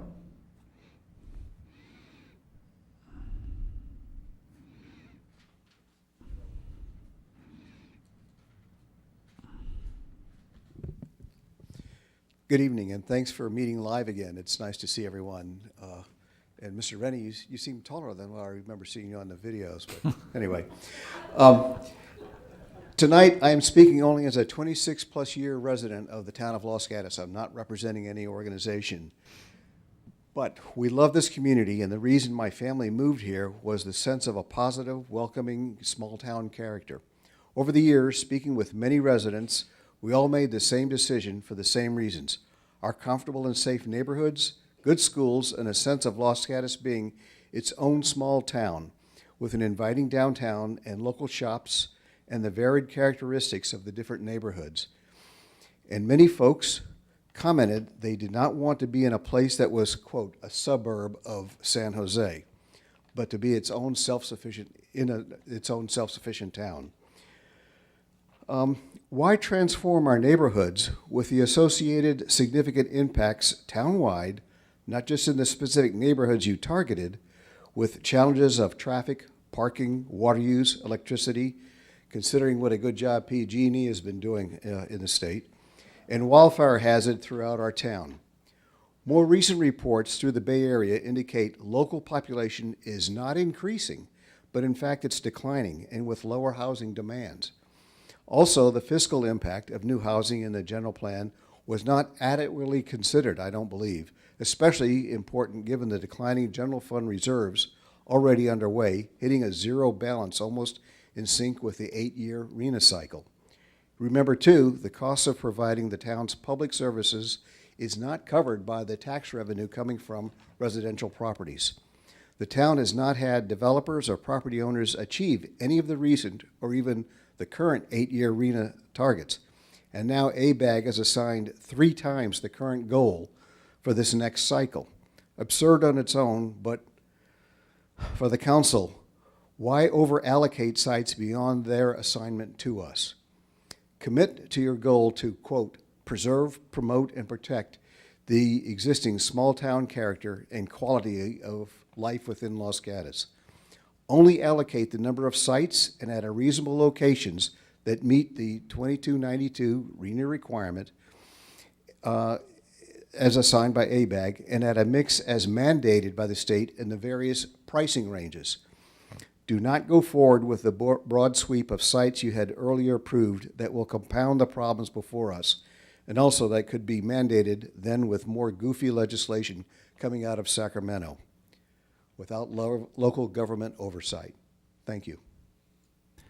Thank you, Mr. Fago. I don't see any questions for you. Next up, Catherine Summers.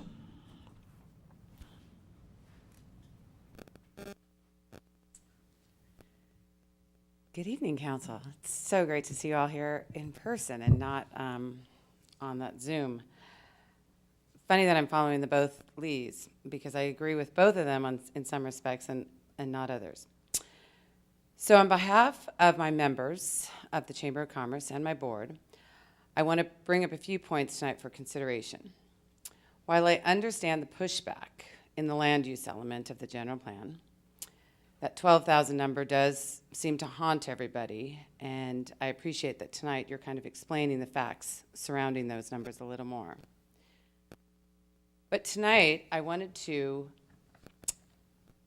talk a little bit more as the executive director of the chamber, that I wholeheartedly do not understand why anyone had a problem with the number 4 element in the 2040 general plan, and that was the community design element. Today, I took a little bit of time to compare the 2020 general plan versus the 2040 general plan. And the 2040 general community design element is nothing other than amazing. I really have to again thank the GPAC, the planning department, the community for their input, and the council, because you did a stellar job on that element and you really addressed a lot of the problems that Los Gatos is facing. I'm not sure how many of the residents have actually compared the two, but I urge you to do so. In particular, I love the idea of the commercial place districts. At the chamber, we are always seeking ways in which we can connect our town end to end and side to side. We desperately need those commercial place districts because we need places for businesses to want to develop and to open. We also need to have a full service community. A couple of people have mentioned that earlier. And we can't just do that with the downtown. We need more transportation options in between these commercial districts. And we desperately need places for workforce housing. So maybe tonight, as you consider what it is and what the questions were about the community design element, I think you will perhaps come to the decision that that is something that maybe you can come to agreement on, so at least we can take that off the table, because we are wasting a lot of precious time with some of these elements that are really, really important to the vital economy that we have here, and we can't let that go. Thank you. Thank you, Ms. Summers. I don't see any questions for you. Next up, Ken Ardent.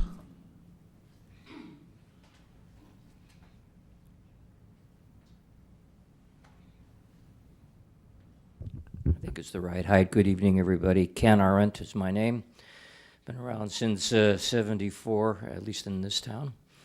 I'm going to make this shorter and sweeter, hopefully less than 3 minutes. I think you can all hear the trend, the pattern that's going on, about 1,993 units versus something that was twice that. I don't know how that happened. I know most of my friends and neighbors, I've got a lot of them, they all agree with me. When we first saw 1993 a few years ago, it was, what? How are we going to do that? And then all of a sudden somebody floated up a balloon and it landslided and here we are. It should never have happened. So now we're in a situation where we're talking about affordability and lack of affordability, and I don't think anybody wants to see tenement housing here in Los Gatos, because that's what they did in Chicago, and I just came back from Eastern Europe and I saw how they did it. And I can show you pictures, and we don't want that. Developers will come in, we give them an open door, and they will either do something that's desirable or not desirable. If it's not desirable, it may become affordable for a long time. If it is desirable, because we live in a free market economy, the affordability becomes fleeting, because everybody will want it. So we got to be very careful about upzoning and how we approach this thing. And I'm just suggesting and recommending that we, in considering all of the legal issues that we have and the complexities, that we rethink this very carefully. I would certainly highly recommend that we don't go through expensive ballots if we don't have to, and that we preserve the small town community that we have so far. Thanks. Thank you, Mr. Ardent. I don't see any questions for you. Next up, Yonggang Shu.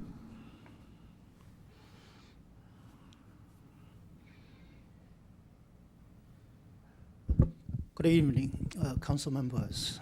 Yeah, so I was actually a new member of the town.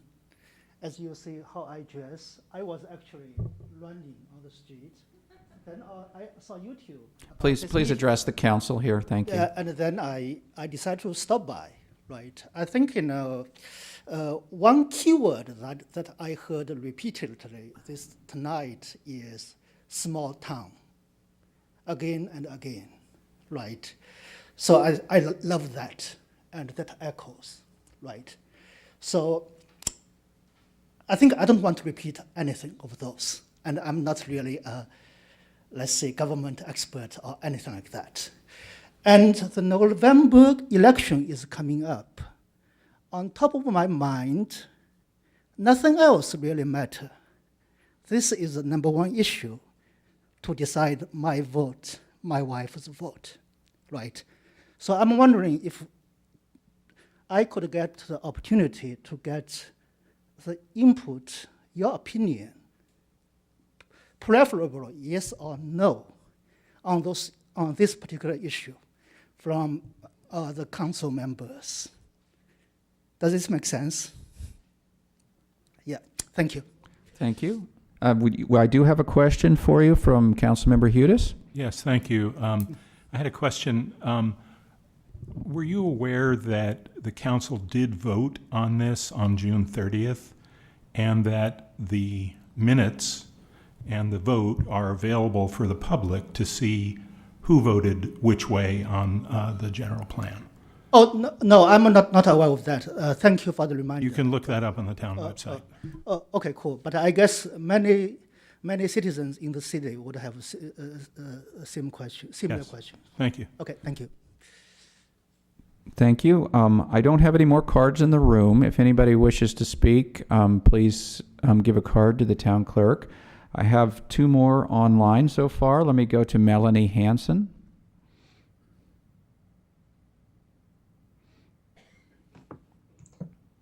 Can you hear me okay? Yes, go ahead.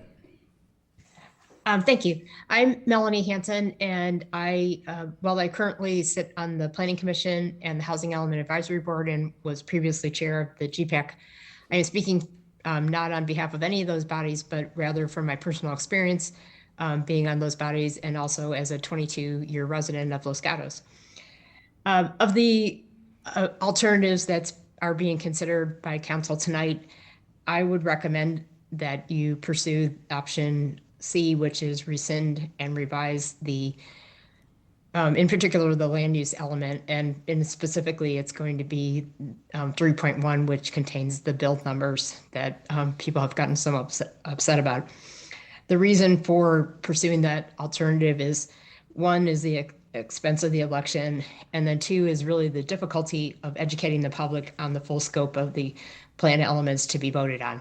And I think case in point is all of the comments that have been made tonight and the misinformation that was spread when the signatures were being collected. I personally witnessed the signature collectors spreading misinformation with much higher numbers than were even approved by council, and also saying things like, crazy people were making decisions on behalf of Los Gatos versus a democratic process. And, because of all that, it's just going to be too difficult to do an election. That being said, in revisiting these elements, I am totally concurring with what our vice mayor has said, and as well as Ms. Summers, that our community design element, I'm really not clear on why it is that this was put for a referendum, because it stands on its own. It says nothing about any numbers of growth. It talks about community place districts, which actually focuses growth in specific areas where it can be supported because of neighborhood commercial and or transportation. But that being said, it was put for referendum, so I don't know what options we really have. As for land use, 3.1, as I said, is the most controversial, but we should try and see if we can revise some of those policies. And then as far as the timing, most of this stuff has come up because of the plan being a 2040 general plan versus being a 2030 10-year general plan.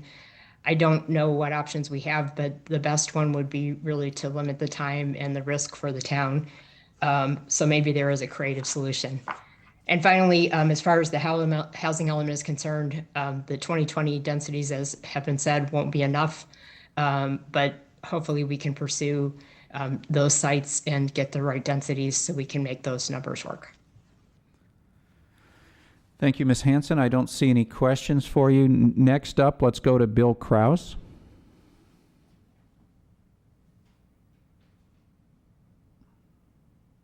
Hi, can you hear me? Yes, go ahead.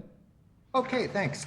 I've been a resident of town of Los Gatos since 1963 when I came here as a little kid.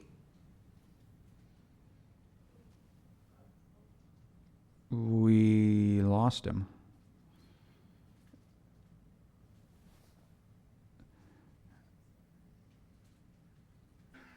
I'd recommend to avoid the referendum, I'm sorry, that the housing number buffer be reduced from the 15% recommended by the consultant to something on the order of 3 to 5%. And there's a couple reasons. One is we're negotiating with the state. Why start with a higher number? Why not start with a 0% buffer? Maybe there's a strategy of going to a 0 to 3 or 5% buffer, and that gets you some kudos from the state. But 15% seems excessive. Also, if it's possible, I'd recommend re-adding the goal of small town character. That means something to the town. It's like in your values as a corporation that you want to be a small town. We want that. I think everyone I talk to in Los Gatos has wanted that. And I think there's some other cleanup you'd need to do to avoid a referendum, but getting those numbers down would be the first thing. Thank you for your time. Thank you. I don't see any questions for you. Next up, Ian Land.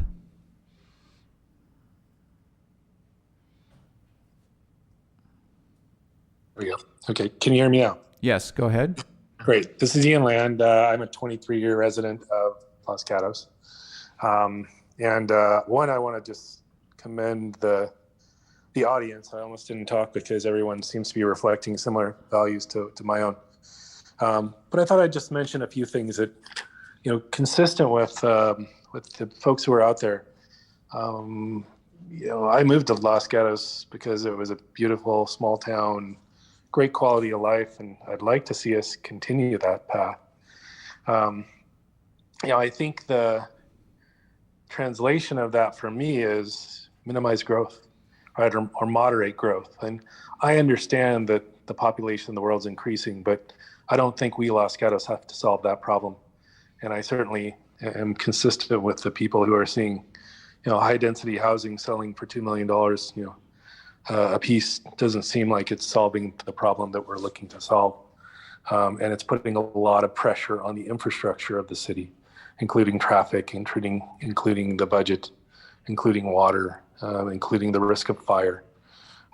So I think those things truly need to be considered. I do think we might, consistent with some other folks, challenge the state. I don't believe that there truly is the state can walk up. We broke our government into three pieces, and when it was formed, there was a federal government, a state government, and local governments. And I think local zoning is a local decision. Finally, if we look at what should we do, I'm consistent with the rest. Rescind and replaced. I do believe a vote in 2024, a low-cost vote, would be that would say, yes, we agree with what the decision has been made. Now that we can go back and the people who are in the city can vote on that. So thank you for hearing me out. Well done to the town council as well as the audience who's been talking, and thank you for hearing me out. Thank you, Mr. Land. I don't see any questions for you. Next up, Kevin Ma.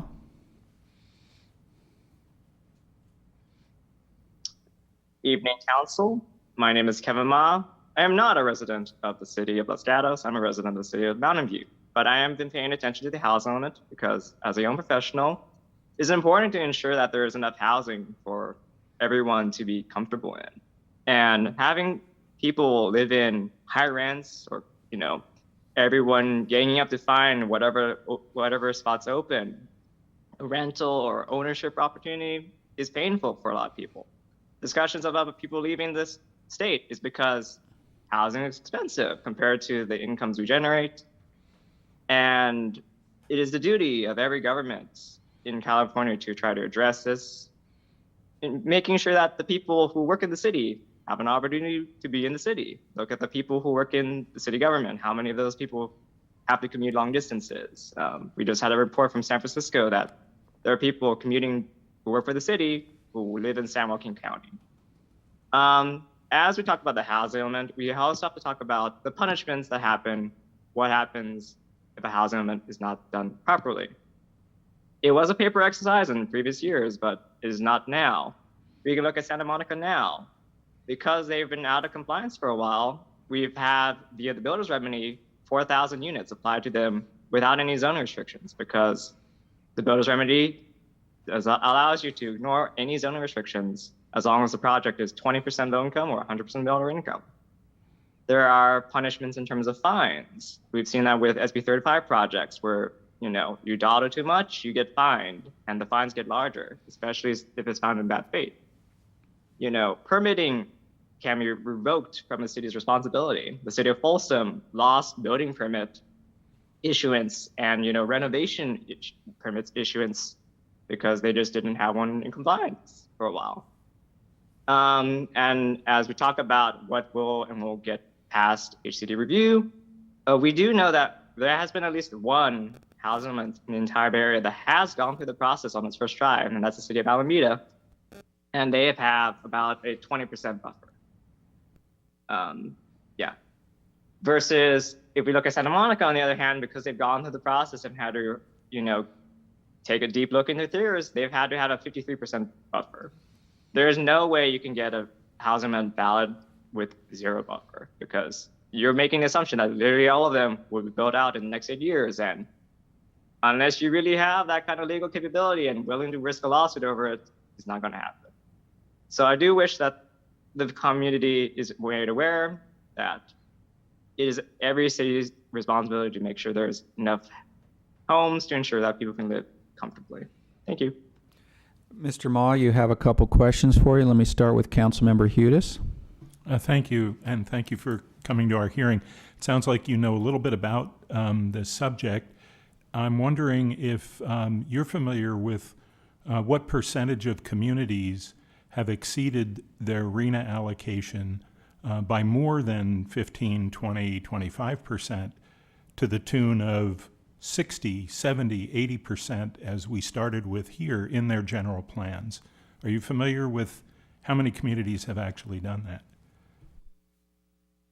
It is not very often for a city to undergo a full general plan revision. It's usually done at just a housing element level. But if you are making a housing element up to 2040, which would be up to the next cycle, that sounds reasonable to make, to plan before that happens, right? In the next 8 years, if Santa Monica is thinking 53% of a buffer, and a rough average buffer and there would probably be around 20%, that probably does add up to the number you're expecting. Thank you. Councilmember Badami. Thank you. Mr. Ma, I used to work in Mountain View.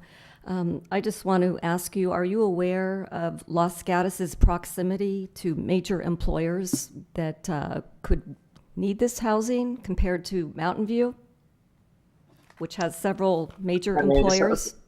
Silicon Valley is very much full of major employers. It's always been a question of, have we made sure that the people who are being employed don't have to be bunched up into constant roommates for the next decade? I realize. Okay, go ahead. Oh, that's my statement. Okay. I think you answered my question, that you could not think of any major employers in Los Gatos compared to Mountain View. I mean, Netflix is a big one, right? That's about it. I mean, we don't always have to focus on large businesses, right? We could be focusing on small businesses who, like restaurants and retail, who really can't afford the employees right now because everyone's housing expenses are so high. Yeah. Thank you. Thank you, Mr. Ma. No further questions. Next up, John Shepherdson. Yes, Mr. Mayor and Council. One, I applaud that the civility of this hearing and the wonder of democracy at work. Secondly, in my view, all of the council members have taken this matter seriously. We may have differences of opinions, but I think that from my vantage point, everybody has taken this matter seriously, not only the council, but the town as well. Thirdly, I signed the referendum because I was confused. I heard these numbers. I didn't really know what to believe, so I signed the referendum so as an opportunity to have the public as well as myself be educated. Fourth, the number that I'm concerned about is the 12,000 units, because I believe I heard from Mr. Polson earlier saying that that's possible. And there's possible and probable and all of that. But if it's possible, that's concerning to me. And why is that? Because, and I want to caveat to that, when Lee Quintana speaks about these issues, I listen. I know she does her homework, and she sort of threw some other information out there that maybe that 12,000 number is not accurate. But I believe from Mr. Polson, where it is possible that there could be 12,000 units. And if it's possible, then we could have hypothetically investor developers seizing on that and really attempting to redevelop the town.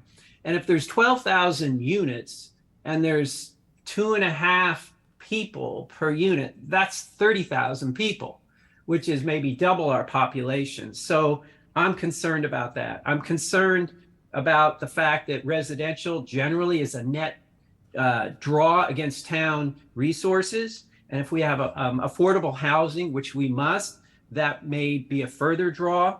I'm concerned about this factual assumption of 5% that Council Member Badami mentioned, because it's a single number coming from an expert and we don't know where that number came from. With respect to the issue of the town's character, I think that, it's like freedom. It means different things to different people. Small town character, to some, may be viewed as bias or prejudice. Others may see it as neighborly and community. And so I think that we should stay with the small town character and include diversity, equity, social justice. And then lastly, on the issue of the RENA numbers, I think the 1,993 is reasonable with a buffer. And with that, thank you. Thank you, Mr. Shepherdson. I don't see any questions for you. Next up, Randy Chen. Hi, good evening, Council. I'm going to maybe go all over the place here, but first off, in regards to the 12,000 numbers, going back to what Lee Quintana said, and maybe Mr. Paulson can answer this when you get to your discussion. Isn't it true that not all of those parcels in the areas where we increased density in the 2040 plan won't actually be eligible to be upzoned, as everyone says, because of other town codes that are in existence, like setbacks and lot sizes, and I'm sure a myriad of other.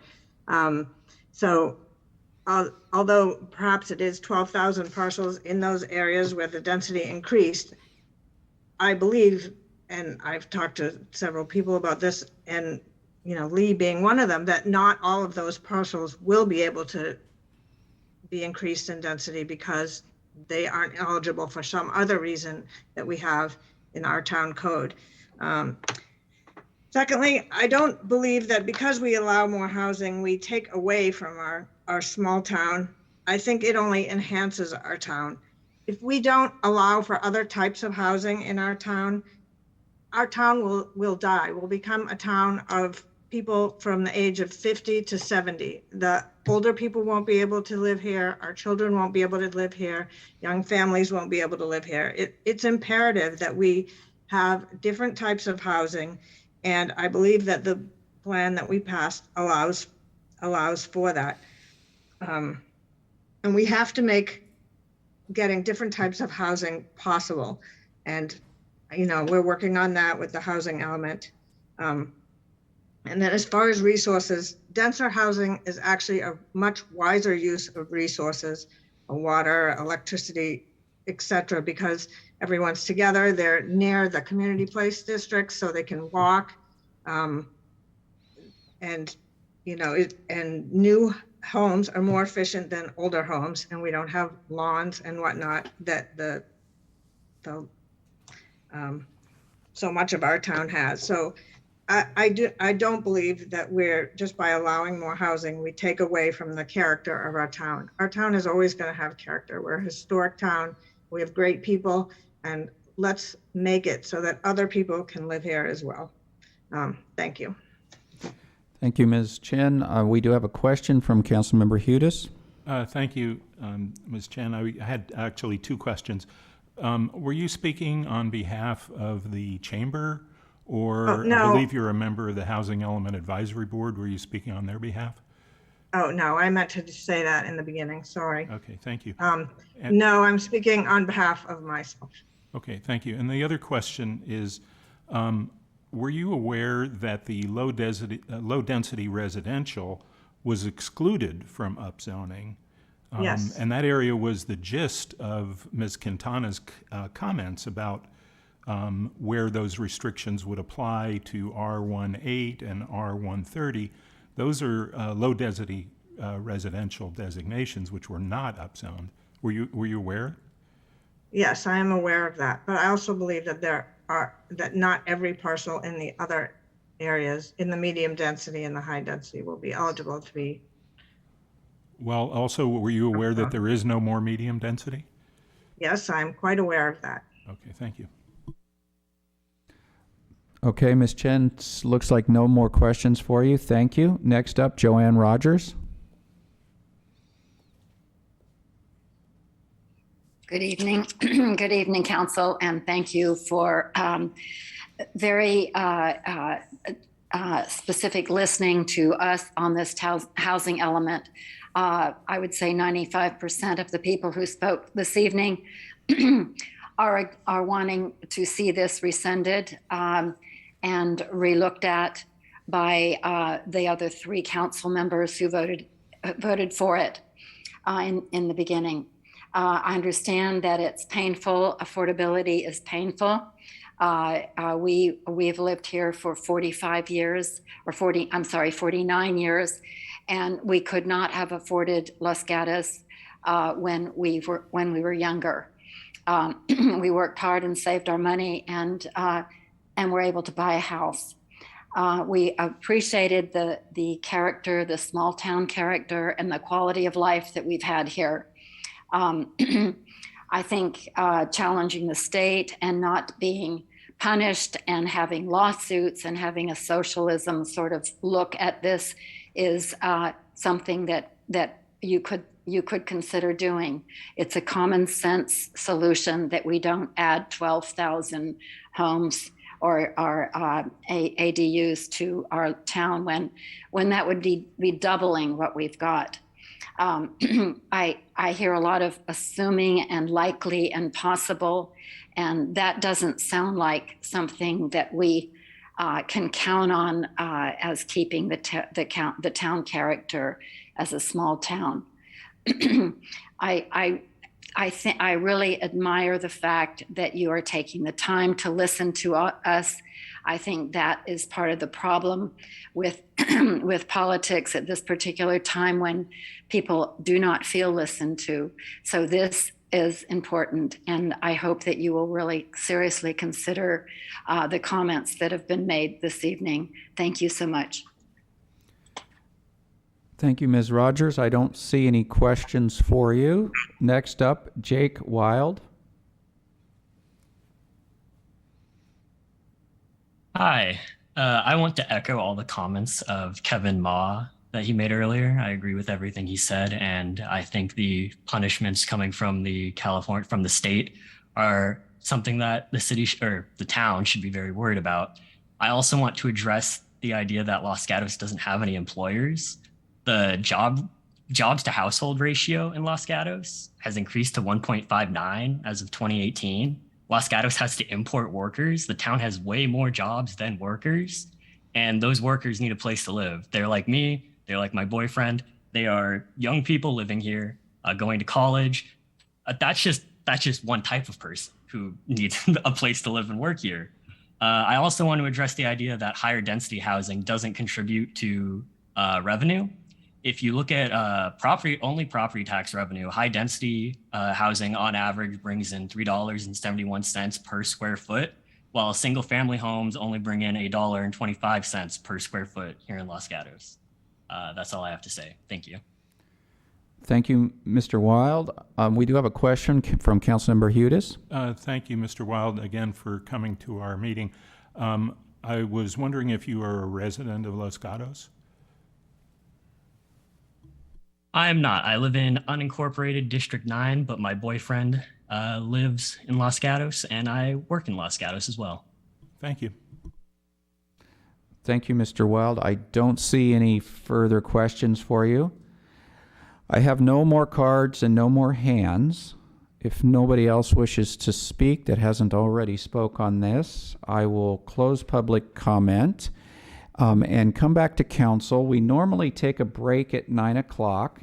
This could be a quick discussion or a long one. I think I'm seeing some desire for a break. So let's take a 10-minute break to 9:25.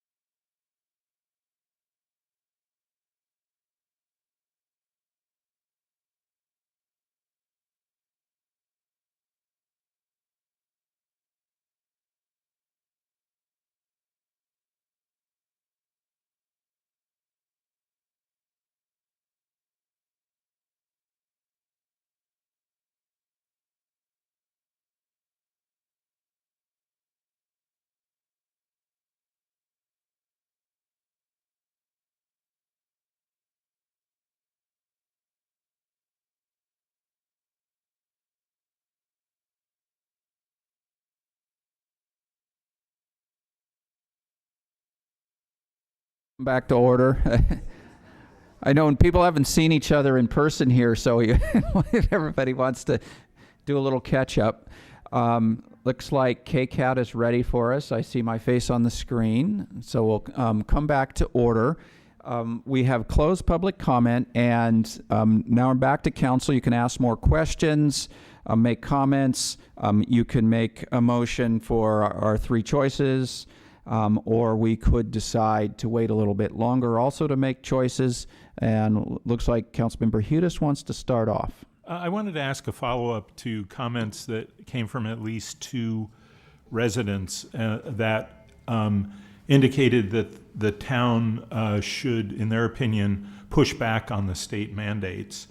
And we had other speakers who explained some of the consequences of not following the law, but this is more about a lawsuit or other ways of fighting back on state mandates. Could you kind of tell us whether those options are available, whether we've thought about that, whether the cities associations are doing anything like that? So the formal bodies such as the Cities Association, League of California Cities, and others are not formally addressing it. They are consistent, at least the League of California Cities has been very consistent in supporting local control in their legislative principles, and that's something that they do advocate for in Sacramento. We've been monitoring a group of cities that are contemplating a lawsuit against the State Department of Housing and Community Development. To my knowledge, that lawsuit has not been filed. I do not know how many cities have signed up. I don't know how successful an effort like that will be, quite frankly. And I think in our budgetary challenges, I think we have to be thinking, kind of weighing that risk and reward of getting involved in something like that. Thank you. It'd probably be helpful to hear about that if things change. It'd be really, I think, important. So thanks. Further questions from council? Let's go with Councilmember Sayak. Thank you. The only question I had, it's more legal matter. There was some comments that have shared confusion over how the community design element is tied to the land use element, and even some suggestion that you move forward with one versus the other. And so just from a legal perspective, the referendum bundled them together.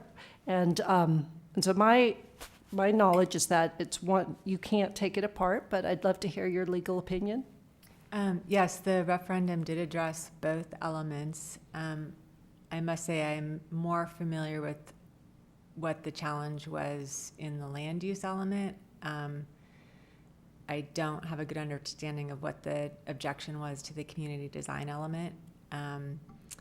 And, so as a follow-up, I could call counsel for the referendum proponents to find out the reasoning behind the challenge to the community design element.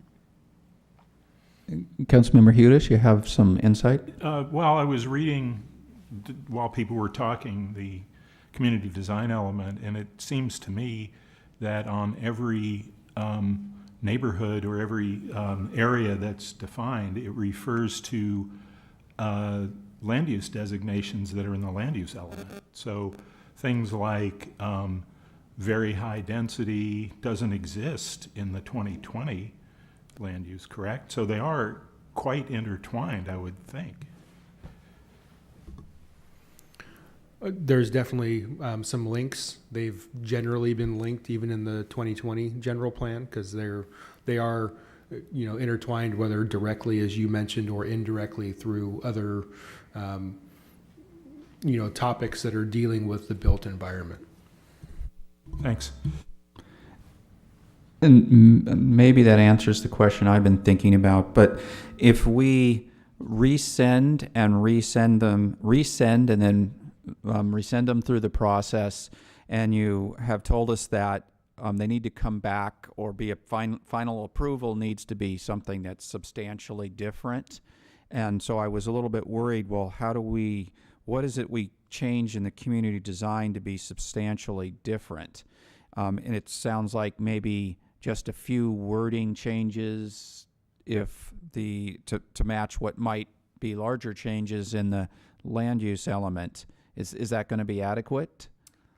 So based on the case law I've looked at, the courts are suggesting to look at the purpose of the referendum, and based on what I've seen so far, my sense is that the purpose of the referendum was to reduce the number of housing units. And so, my counsel to this council would be, if the council were to replace the 2040 elements with an element that had a reduced number of units, that would probably meet the purpose of the referendum, and a court would probably uphold the council's action. Okay, thank you. Vice Mayor Risto? Thank you. I did have a question just because it came up from some speakers, and I wanted to clarify some things where people were talking about making sure that we get affordable housing. And, my understanding is the housing element, well, I know this because I'm on the housing element, but I want to bring it out, is so much more than just identifying the sites and the numbers. There's policies, there's implementation plans. So I don't know if, Director Paulson, you could explain a little more about what is really contained in the housing element and how we actually are required to come up with ways to ensure that the housing isn't just built, but it's built to affordability levels. Thank you, Vice Mayor. So I'll start. As you mentioned, there's goals, policies, implementation programs. Many of those are targeted to trying to provide opportunities for affordable housing. We can't typically get beyond what our below market price housing ordinance requires, which is a maximum of 20% affordable if there's more than 100 units in a development. I believe there's an implementation program was in the previous land use element, but also I believe is in the housing element to reevaluate that, potentially do a nexus study to see if we can increase that number, that percentage, and or decrease or deepen the affordability level, because our BMP currently, our ordinance only deals with moderate and low. So it's extremely rare that we get to the very low or extremely low, which are categories that we have to plan for. And the last housing element cycle, which we've heard in numerous hearings even tonight, the housing element itself, once you are at what's called the default density for a jurisdiction, previous element, ours was a minimum of 20 units to the acre. This time it's 30 units to the acre. Then you're able to plug those categories in for those affordability units. And then if those aren't built to that level, there are far stricter regulations now for this new cycle to show no net loss. And so ultimately you have to have additional sites. That's, again, one reason for the buffer, or you have to designate other sites to make that up. But we can't compel developers to build to that level. If we solely relied on our BMP requirements as they currently exist, we could not have a certifiable housing element. Thank you. If I can have a follow-on. Go ahead. Yeah, so I do remember when I sat on the Housing Element Advisory Board in 2014, we had identified some sites and we wanted to require the affordability level to be at least 40%. And it came back that HCD wouldn't allow that because that would render the sites unbuildable. So it sounds like you're echoing this back. Yeah, I think you're referring to the former, we currently have one affordable housing overlay zone. And there was some, I think, initial hope that we could actually get to 100% for those sites because we were specifically targeting them for affordable housing. But yes, the state looks pretty strictly at our constraints, and that was seen by the state at that time as a constraint. And that was a far less intrusive process than we're going to go through this time. Anything else, or I can go to Councilmember Hudes and come back to you. Go ahead, Councilmember Hudes. So I'm still on the housing element and the process, and we started to discuss that, or I brought it up last time, and it was really out of bounds for the agenda item. But I really would like to understand why the housing element wasn't reviewed by the council and by the Housing Element Advisory Board before it was submitted to the state.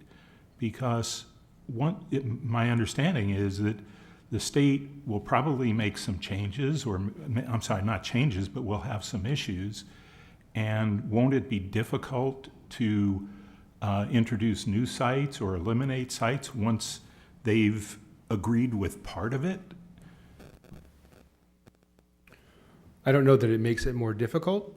I'm hopeful that we're going to be able to get through with only 2 HCD rounds of comments. So I think it's important for us to get their initial feedback. We had, good bones of what the Housing Element Advisory Board saw. We had some comments come in from property owners who said, I want to be on the inventory. Some that said, I don't want to be on the inventory. Other changes were made, minor changes were made, and I would refer folks to the Housing Element Advisory Board agenda for Thursday night. There's an outline of kind of the changes that were made there.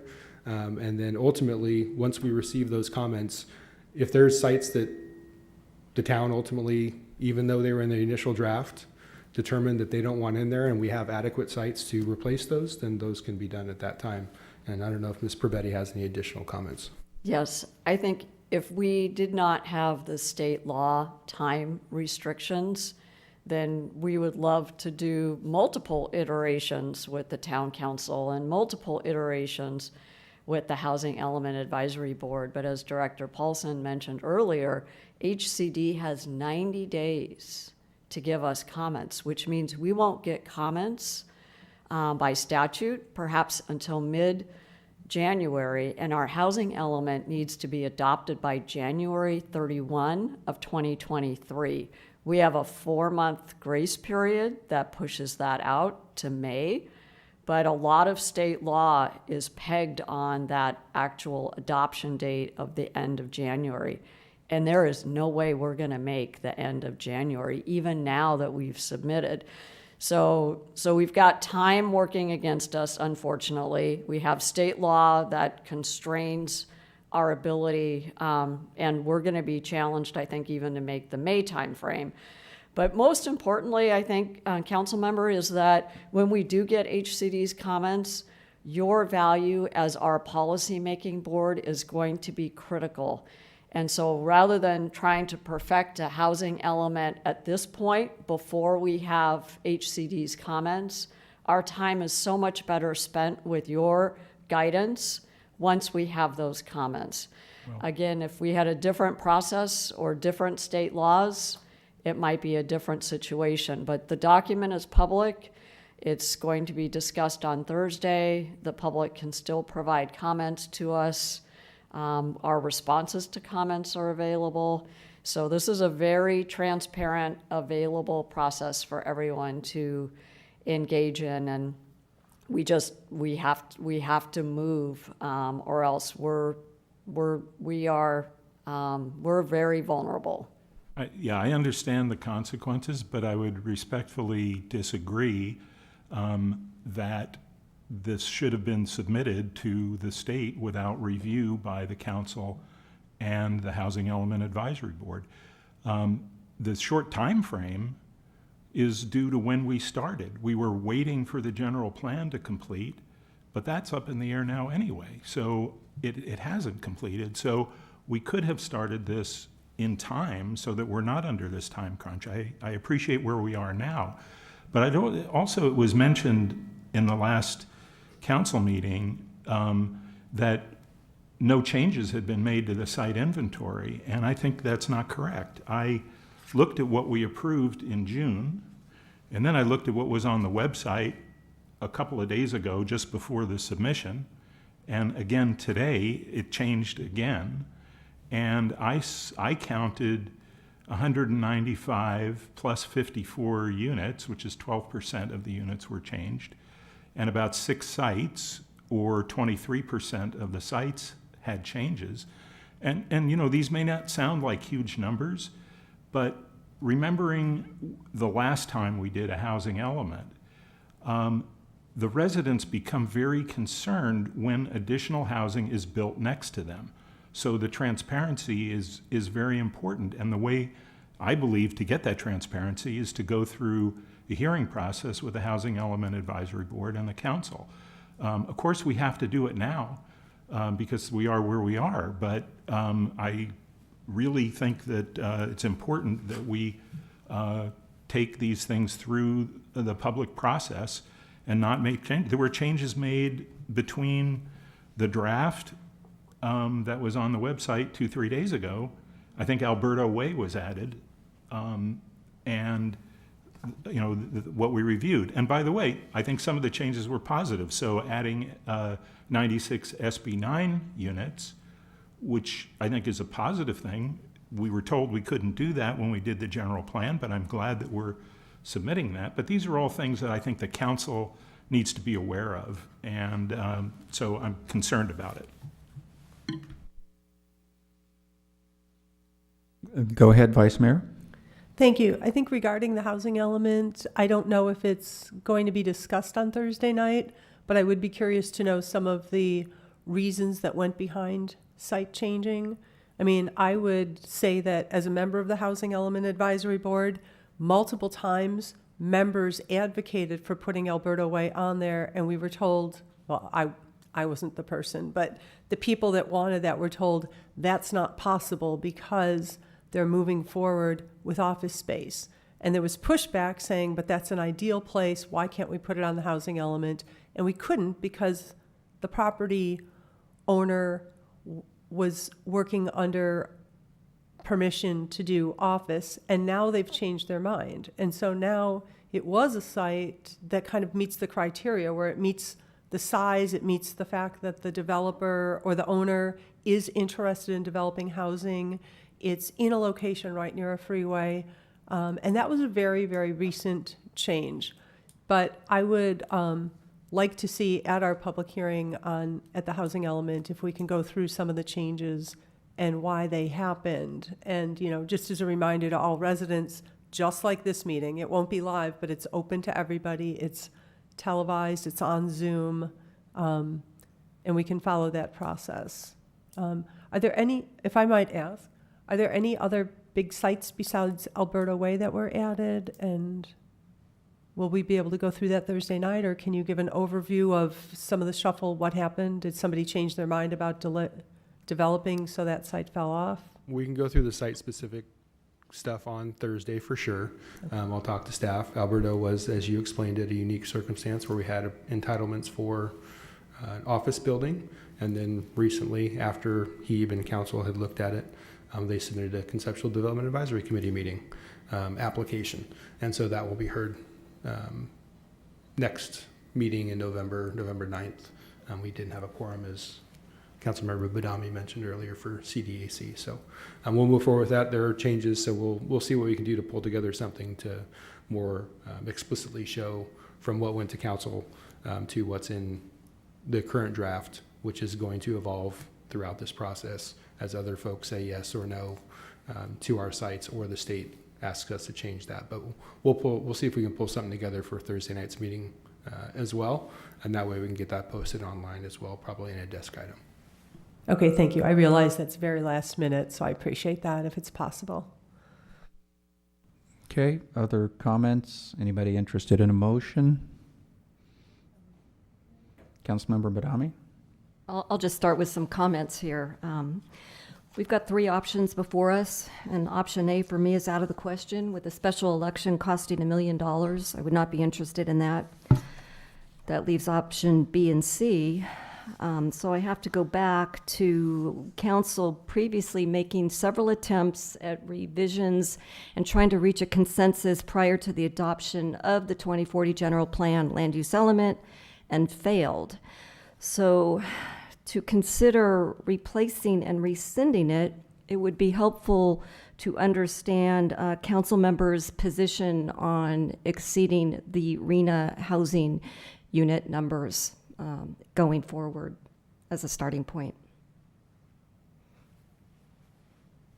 Okay, I'll make some comments. I'm also thinking of C makes the most sense. I don't think we should be spending, that amount of money, as you mentioned. My intention was to get the general plan close to what the housing element is. If we resend and send it back through the process, I would be interested in, and maybe this is a question for staff, not sending it to the general plan committee until we have some feedback from HCD on the housing element. What if we were to resend tonight and ask you to send it back through the process? What is staff's plan for that? Or should we put it in a motion to say, don't start until we get X, we get the first feedback from HCD, or until we get the second feedback? What is staff's thoughts on that? Thank you, Mayor. I think the important step tonight is to figure out which direction the council wants to go.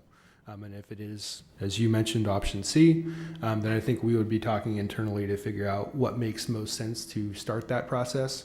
I would say we would at least probably want to wait until we have that first comment letter and response to them, because that is going to be a process. It's also going to need a lot of input and a number of meetings to fine tune that before it goes through Planning Commission, then ultimately Council. But I think we're open to other thoughts should council have direction, but I think that's just off the top of my head where I'd start. Okay, and that is my thoughts, that we would resend it. But again, I'm trying to get a general plan that fits around our housing element. So the more we understand about it, more we understand about what the state's making us do for our housing element, the better we can do what I would want to do with the general plan. Town manager, you wanted to add to that? I do. Thank you so much. I just wanted to also recognize the limits of our staff because right now they are working so hard on the housing element. Soon you'll be considering some other land use ordinances plus all of our development applications. I don't think we honestly have the staff capacity to run a general plan housing element while we're also updating those two elements. So I think there may need to be some sequencing. And we'll give more thought in terms of a more specific timeline if that's the direction of the council. But I do just want to protect the workload that staff's already committed to. And that's consistent with my desire of what I'd like to see. Councilmember Sack. Thank you. Since we're sharing where we're at this time, I'm actually leaning towards option B, which is to place it on the November 5, 2024 ballot. A couple of things. I want to first thank those that attended and have submitted comments, whether you're in chambers or speaking tonight. What I want to say is what we heard today, yes, there were several recommendations and requests to rescind.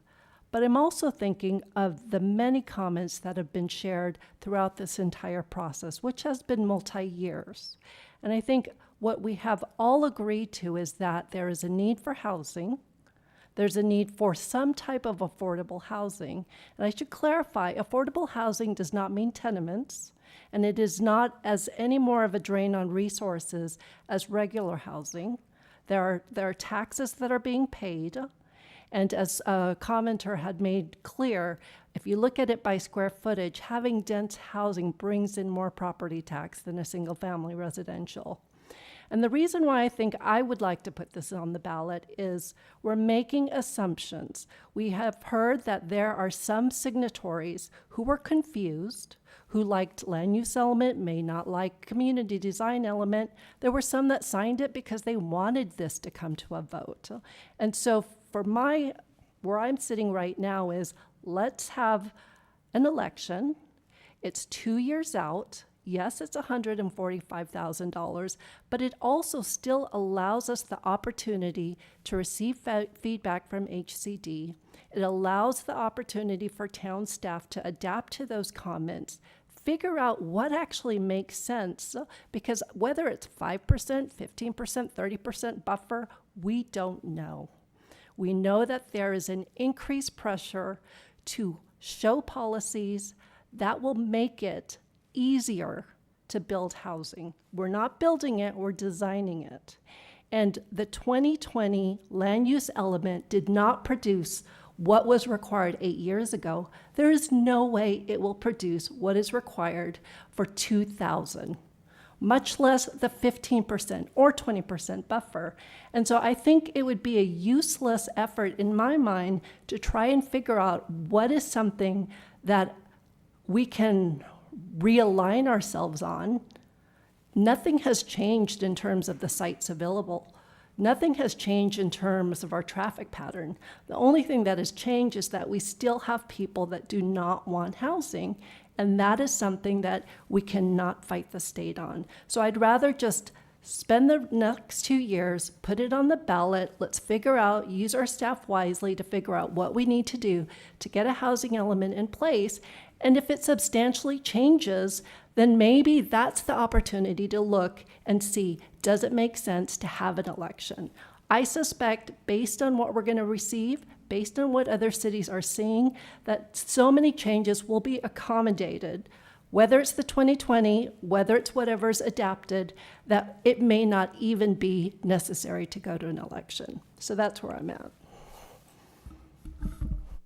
Councilmember Hudis, go ahead. Thank you. I believe that Councilmember Sayoc makes a very compelling argument about not having some very important information to firmly set the direction.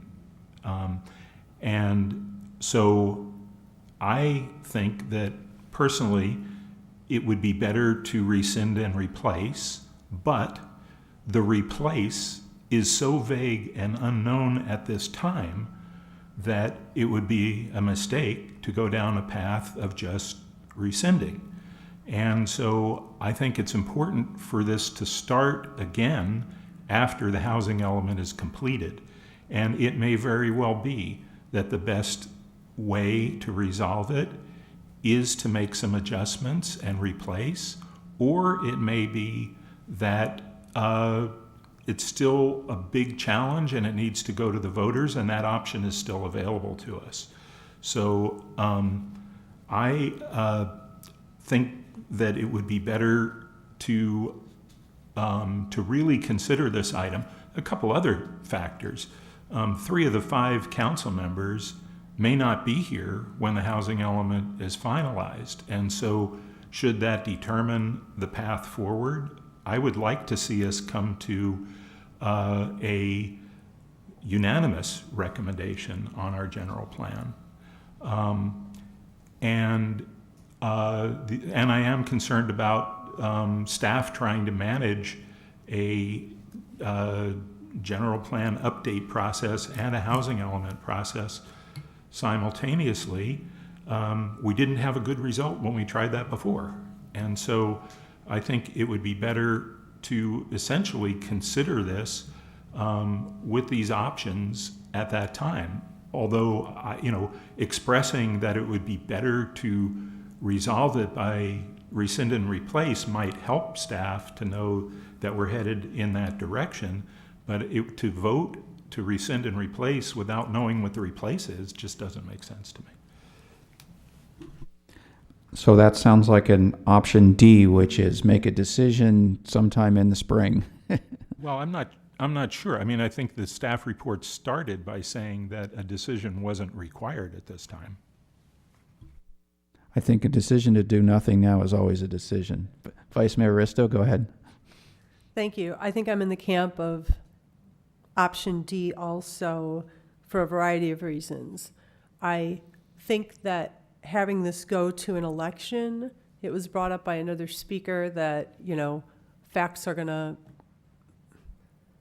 voters will get all kinds of spin. Whoever has the most money can put out the message. Who knows what people will be voting on that time? I know plenty of people that signed the referendum that really didn't understand what was going on.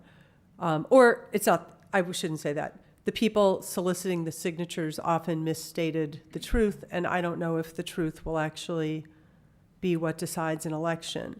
But on top of that, doing an election does not tell us, it doesn't give us the next element. We still have to then replace the elements, because if the referendum were to pass, it still doesn't give us updated elements that we need. So whether we rescind and replace, or whether we hold an election and replace, we still have to do essentially the same work, but potentially on a different time scale. So I was strongly feeling that there's nothing I would want to do except push the election off to 2024, and we have a lot of work to do, mostly the staff, to figure out how we get our housing element to go forward, how we retain some of the really good hard work that was done to create this community design element. And I do challenge everybody to pull up the 2020 and the 2040 general plan and read both versions of community design element. The amount of work that went into clarifying this and talking about mobility, talking about place districts, talking about the really smart ways that you would plan for housing, to put it near shopping, to put it along transit corridors, to reduce vehicle miles traveled. All of those things were just so integral to this new community design element that it's just depressing to think that that got thrown out with this referendum right now. So a couple of things. One is I would be interested in having our council speak with the other council for the referendum, because I don't really know how the decision would be made, which parts of the community design element would have to be changed. Because I would like those guidelines before we even talk about how we're going to replace that element. And then I'm definitely leaning toward, I think some of us went into this saying we have issues to solve. We have employees that work at our hospitals, that work in our town, that work for our government, that cannot live anywhere near Los Gatos.